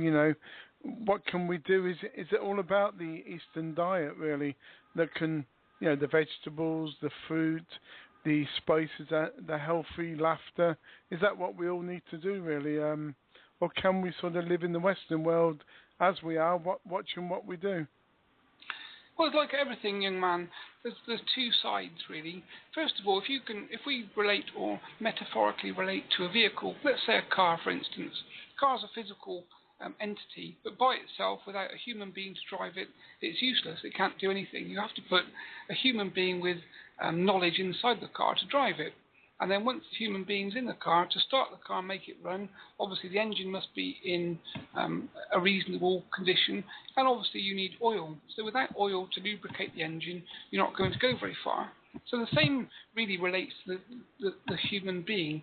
There's a spiritual part of your essence that is core to your emotional understanding, and if that spiritual side isn't actually maintained and cleansed, then what happens is you pick up negative contaminants as you go through your life from a child, and these will start to affect you. So rather like the concept of a dog, really. A dog can have one or two fleas and it's no big problem, just it itches occasionally. If the dogs carry millions and millions of fleas, eventually the dog will be irritated to death, quite literally. And the same happens for a human. You could be the most healthy human person eating the best organic diet, but if you don't actually cleanse yourself from a spiritual perspective and keep your etheric body clean, then you will develop and manifest problems. So I would say maybe 60 to 70% of the physical elements that you see in your world actually come from a spiritual or etheric perspective. So yes, obviously eating a healthy diet is obviously going to be better for the physical body. The same as with an engine. If you put rubbish oil in an engine, then it's not going to last very long. If you put the highest quality, best oil in the engine, then obviously lubrication qualities are better. The engine's going to run better and last for longer. So the two must work together you could find that someone that doesn't eat particularly well, but actually maintains their spiritual body in terms of its cleanliness very well, will actually outlive and actually have a better life than someone that doesn't actually pay any attention to their spiritual body, but eats the best food, maintains a vegan diet, etc., etc. And of course, a vegan diet is something that we don't actually particularly agree with anyway, because unfortunately you're carnivorous animals. Your body has been designed to use and eat meat and ingest protein. So those people that actually move into a vegan or vegetarian lifestyle, as much as it may be very good from a moral standpoint, and they may see it that it works for them, again from a moral perspective, in that they're not causing pain and suffering on animals, the other side of the coin is that the body that you have does require meat, unfortunately. And of course, what really ought to happen is that you as human beings ought to actually honour the animals, like in the olden days and the shamanic way, that animals were harvested or farmed in a very similar way to the way you do things today, but they were actually slaughtered in a ritual, and that ritual was positive. The way that many of your animals are slaughtered, well, the majority, in fact, today, there is no ritualistic appreciation of that animal, giving its life essence for you to ingest. And of course, this is also the cause of many of your dietary diseases and such like. If you take an animal that's petrified, the first thing it does, of course, is that it floods its blood system with adrenaline. Adrenaline is, if you look at the vibration, is extremely negative. So if you are an animal that's about to die, that's been waiting for ages in a queue, and it knows that all of the animals in front, let's say, are having their heads chopped off, the vibration and the essence is going to be extremely negative. So when that animal is then processed and it ends up in your stomach, the vibration it carries is extremely negative. And if you eat lots of meat that's coming from that particular line of slaughter, then obviously eventually it's going to affect you negatively.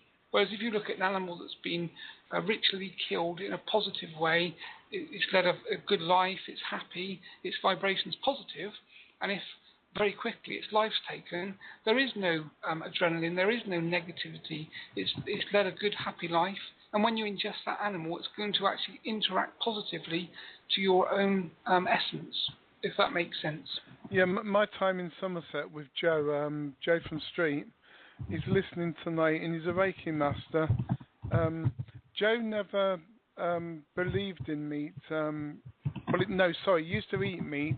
Then he got into certain people's ideas of not eating meat. Well, after 6 months of not eating meat, Joe kept collapsing, and he couldn't work out what he was doing wrong, and he doesn't trust conventional medicine. So what he did was he asked somebody, what am I doing wrong? Well, basically, what Chen has just said, you don't eat all that supermarket stuff, No way on God's earth should you be eating that. Yes, you should be eating meat, all in moderation, maybe once a week. You need the meat. It must be organic, though. It must be from healthy animals, if you know what I mean. Not shocked animals where the blood runs through them and they're scared. Because this is probably why, in the modern world, everyone says don't eat meat, because it's killing your body. It is killing your body because you're eating the unhappy cattle, and you should be eating the happy cattle in moderation. Yes. What you'll probably find, and you're quite right, young man, is that colon problems will exhibit themselves. So people that have colon-related conditions or problems, if you look back at maybe the level of meat that they've been eating, or the type of meat they've been eating, this potentially could be one of the main problems.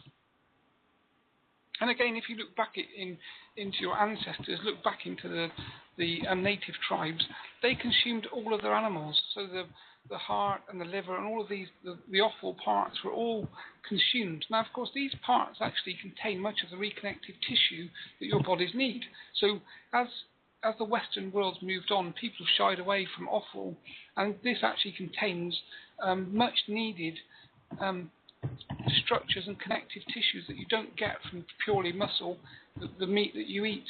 So you're actually missing out on a huge portion of the best parts of an animal by only eating, the what you would term as the nicer parts, as opposed to the offal.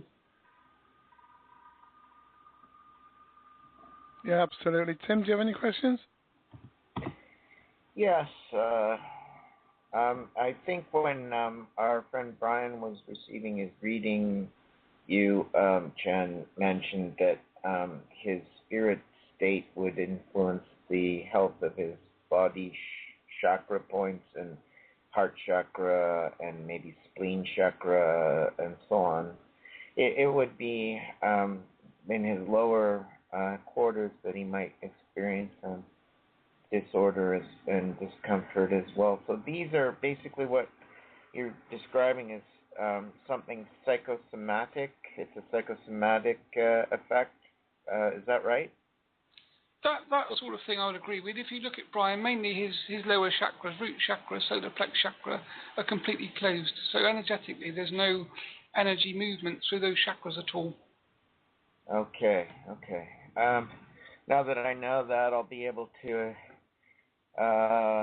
maybe talk him through it, because I think he just needs to have more understanding there, perhaps. Maggie is trying to call Andy, so you want to try and get her on board? Yeah, it would be a lovely round up to the show if Maggie could join us. Yeah. She's calling through, so I don't know. Can you get her? She's coming. She's coming through now. Perfect. This is the wonders, isn't it, of modern technology? Mm-hmm. The wonders of psychic surgeons, Chen. Well, our part is easy. Hi, Maggie. Are you there? I thought I'd come on the radio station then. You have, and you're going to ask Chen, our psychic surgeon, his opinion on whether you have any current health problems, and if so, he'll roughly guide you into the region. Are you willing to take part? Well, I'm absolutely shocked because I pressed a button and here are you guys. Well, there you go.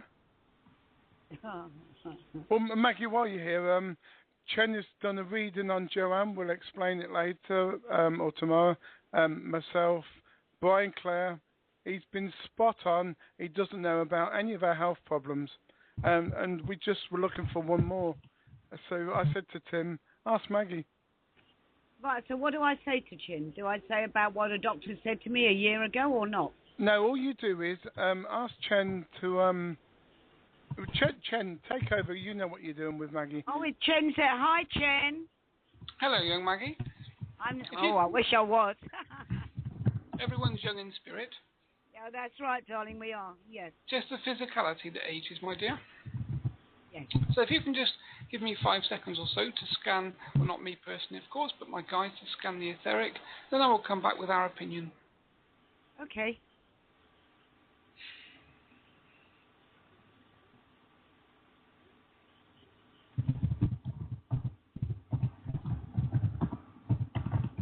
Okay, so what we're coming back with is there's a very negative vibration connected to the top of your esophageal tube and the back of your throat, primarily.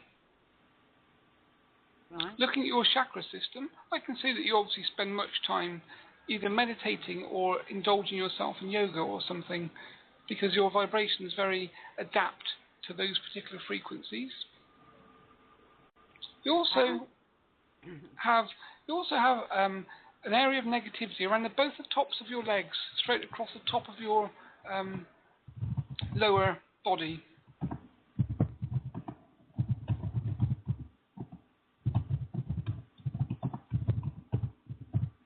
Someone's typing. I can hear a terrible noise.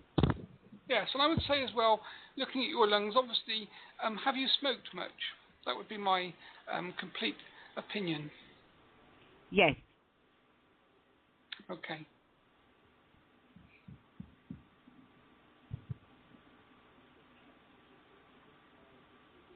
What do you think to that then, Mags?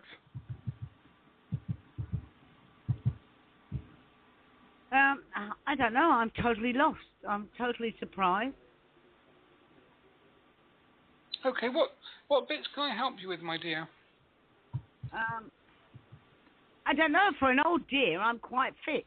Although yes, your vibration is actually quite positive, and I can see that from a spiritual perspective, you must indulge yourself in many spiritual practices because your outer vibration is extremely high. Do you do meditation, yoga, those sorts of things? No, I don't have time because my whole life is surrounded by children screaming to be heard. The charity. But to link it in, Maggie eats very healthily. She don't eat a lot, do you, Maggie? But she's religious at making sure her body is clean, inside and out. Yeah, Chen,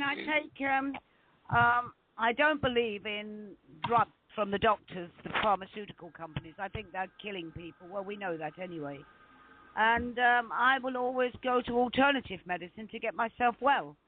And as it was I who brought out the truth of a drug that's murdering women, I became very ill and very, very ill and got myself well with alternative medicine.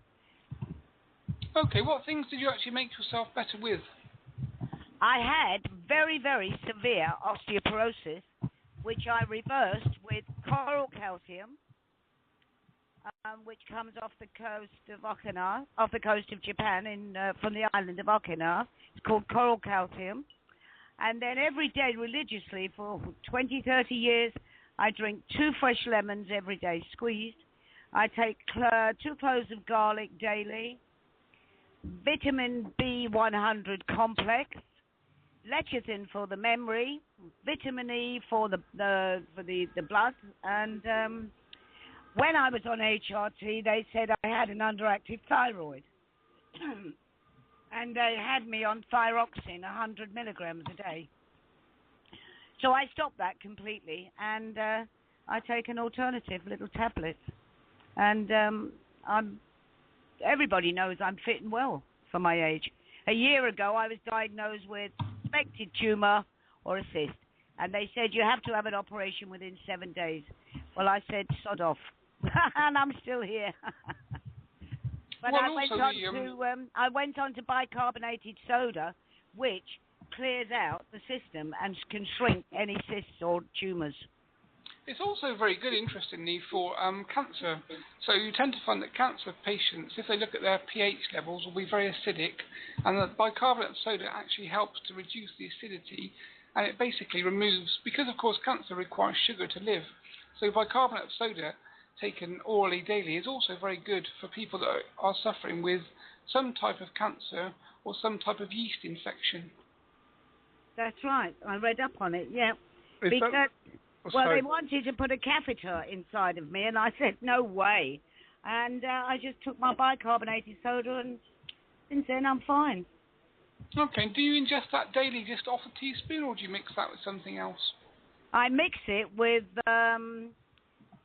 tonic water, but not every day. I'll mix it some days with just water, half a teaspoonful a day.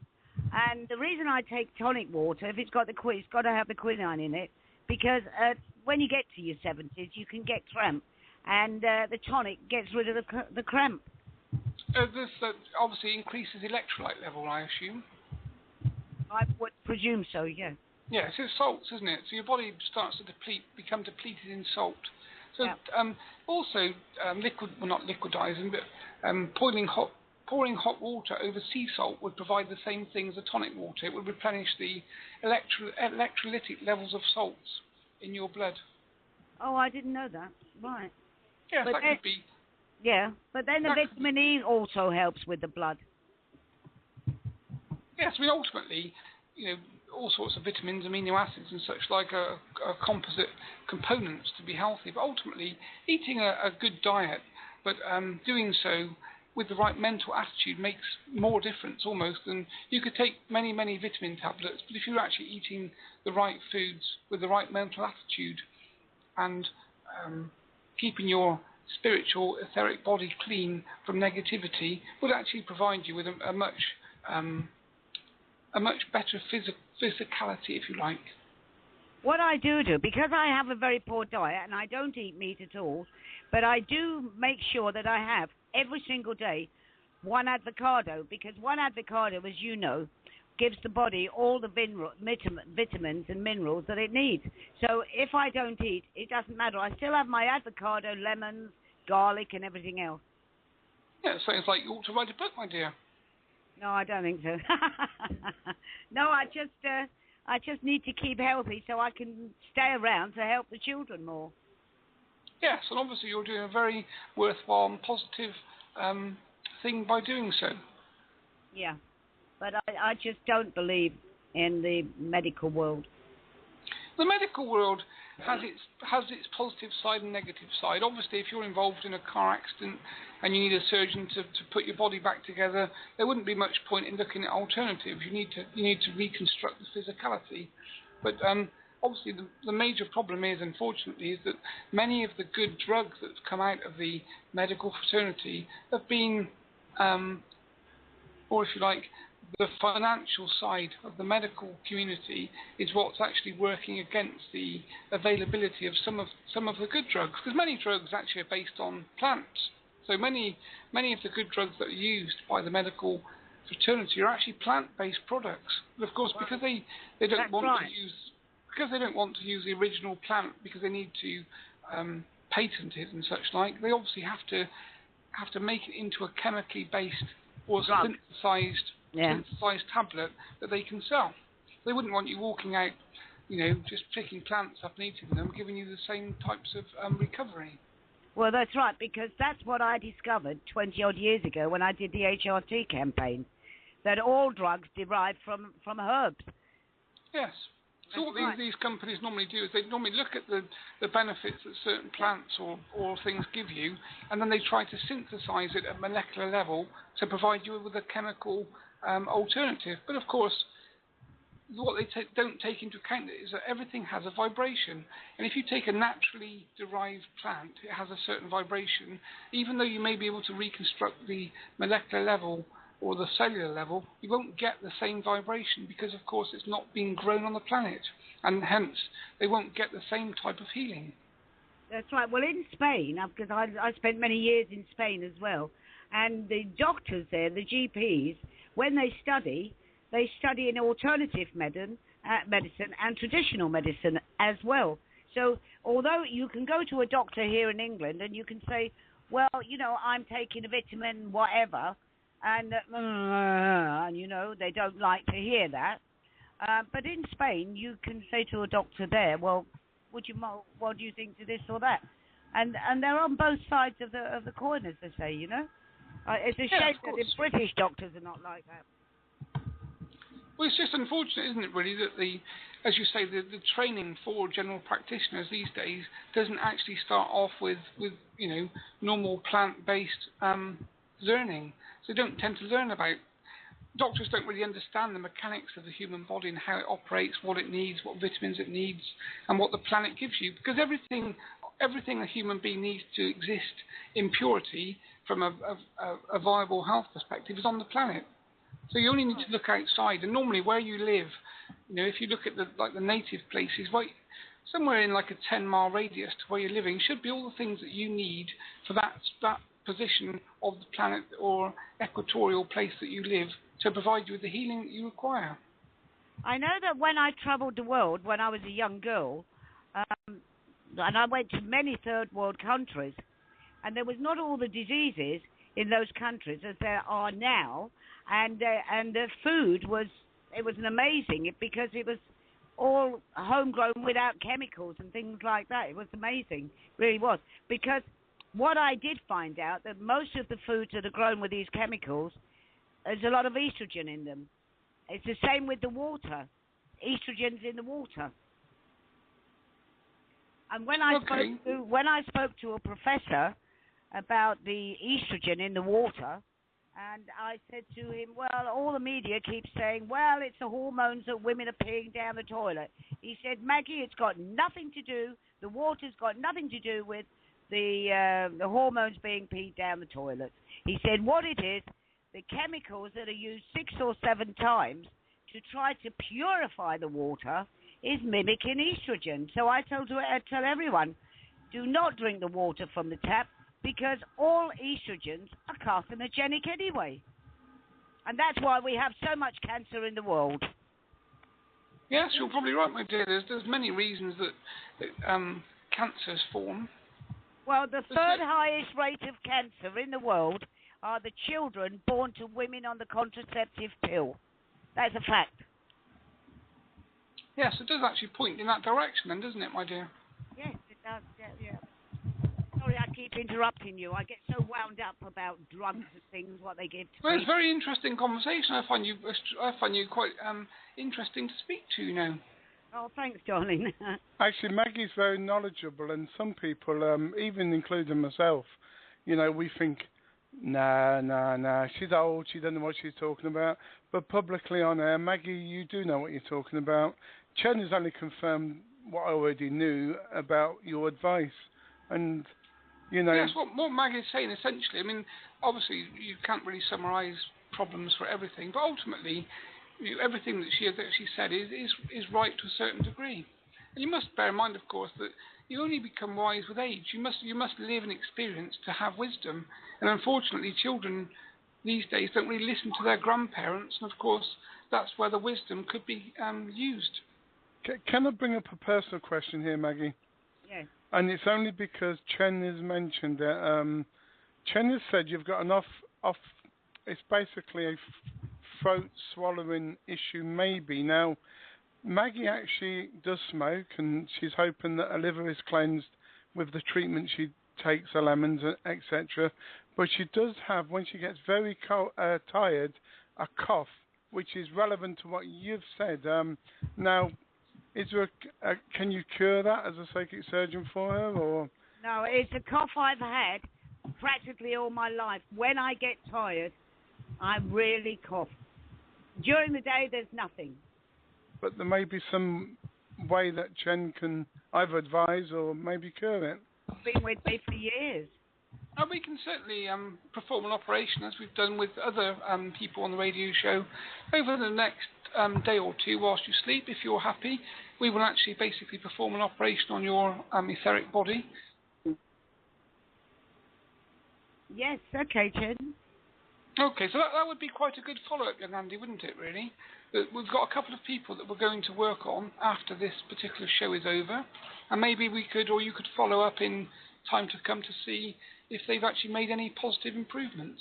Oh, definitely, and I don't know if you're in agreement, Tim, but let's, Chen and Andrew as well, of course, if we could do maybe a show every couple of months and just do the same again, because I think it's absolutely wonderful what you've done today, Chen. Yes, I'm glad you've enjoyed it. Obviously, I'm never quite sure as to the information that I provide, whether it's of use to people, but if you're finding it a positive experience, I'm more than happy to comply with that request. Yeah, well, 4 out of 5 for me. I think 7 out of 5 for Joanne. I mean, you've told us things that are true, and that's the wonderful thing about it. And I'd like to come back on with Chen as well, please, Chen, if I may. Yes, you're a very interesting young lady. young. Hey, Andy, can I ask one question? Yeah, we've got overtime anyway. It's on pre-record now. Okay. Chen, are you able to read past lives at all? Not myself, but I've got other energies that I work with that could provide that information. Okay, just for the benefit of my friends here, so that all skepticism regarding this may finally be put to one side. There's a famous writer that I was supposed to be in a past life. Can your fellow guide enlighten us on who that might be? Yes, let me just ask them a second.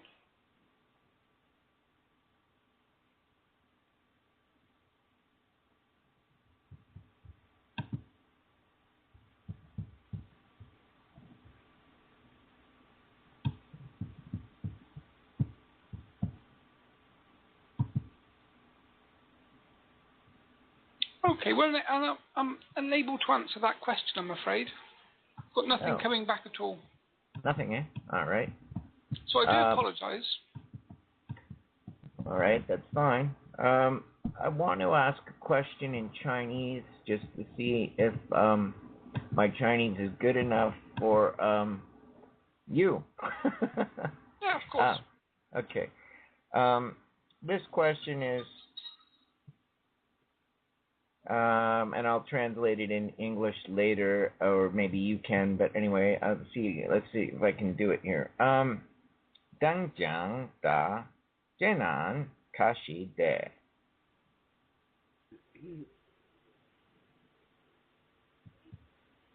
Okay, again, I'm unable to recognize that particular question. Okay, when will the tribulation begin? Okay, tribulation regarding what exactly? As in the biblical tribulation. As in the book of Revelations, the period of 7 years where there's going to be great strife. Or maybe it won't happen. Maybe we've averted it. I don't know. As far as I can see, there won't be. It's like the end of the world that keeps coming in prophecy but never comes. In my opinion, what actually happens is that the powers that be use these things to actually incur fear onto the general population to try to keep the vibration down. So, from the way that we see things, or we see the planet Earth moving, we actually see things moving in a positive direction. There's obviously always negativity and there's always disasters and such like, but as a whole, from the consciousness of the human being, we see things becoming more positive. There's now more light being thrown onto dark places, which is why you're starting to see problems with many of your banking systems, because of course the monetary system has been used in the past as a way of keeping people in enslavement. And this whole system is destined to fail. Mm-hmm. That's what I'm hearing a lot about lately from other spiritual entities that are apparently channeling information to humans, and some of them have come from off-world, from Pleiades and Andromeda, I understand. They've been trying to communicate these same messages to some of us. Can I try one more Chinese phrase? And maybe, yeah, of course you can. Maybe the pronunciation's too poor on my part, but let me try. 是没有门民户没. Okay, again, it's not a wording that I understand. Okay, too difficult for the pronunciation, no doubt. Okay, so is America... It's probably my inability more than yours, young man. Is America facing destruction? How would you like to dissect the word destruction? Maybe not destruction, but trials that would see some geographical changes and maybe a volcanic eruption along the west coast that could cause some dislocation of population. There's a possibility, but then there's been a possibility of that for a long, long time due to the underlying geographical plates and such like. The bigger problem that America has, in my opinion, is from within. As in, the governmental management of the country is more of a problem than geographical issues from an external perspective. If that makes any sense to you. Yeah, it does. Okay, well, we mustn't keep people because we've gone over time, so I appreciate everything you've done, and thank you also, Andrew. And Andy, would you like to wrap up the show with your comments? Yeah, sorry, I was just listening. Somebody wanted to read, and I just told them it's too late anyway. This is why I think, over time we can do this. Probably, we're in April now, probably towards the middle to the end of May. We'll get you booked in again, and we'll get some different people, and you can do your magic, Chen. And thanks, Andrew, for letting you you're using his body, and thanks, Andrew. Thanks to you, Tim. Chen and Andrew Porter are fantastic people, psychic surgeons in the UK. What more is there to say? But everything on this show today was real. It wasn't made up. And the people who gave an opinion about what Chen said was absolutely spot on. From Andy and Tim, Freedom Talk Radio, we'll see you on Saturday with a Night Celebrity Show. Join us tomorrow, Tuesday, for the Bands and Musicians Show. That's myself, and we've got Vince Jalanese on from Australia. We've got Michael Unsworth on, singing his song, Calling You, Calling Me. From Andy and Tim, good night.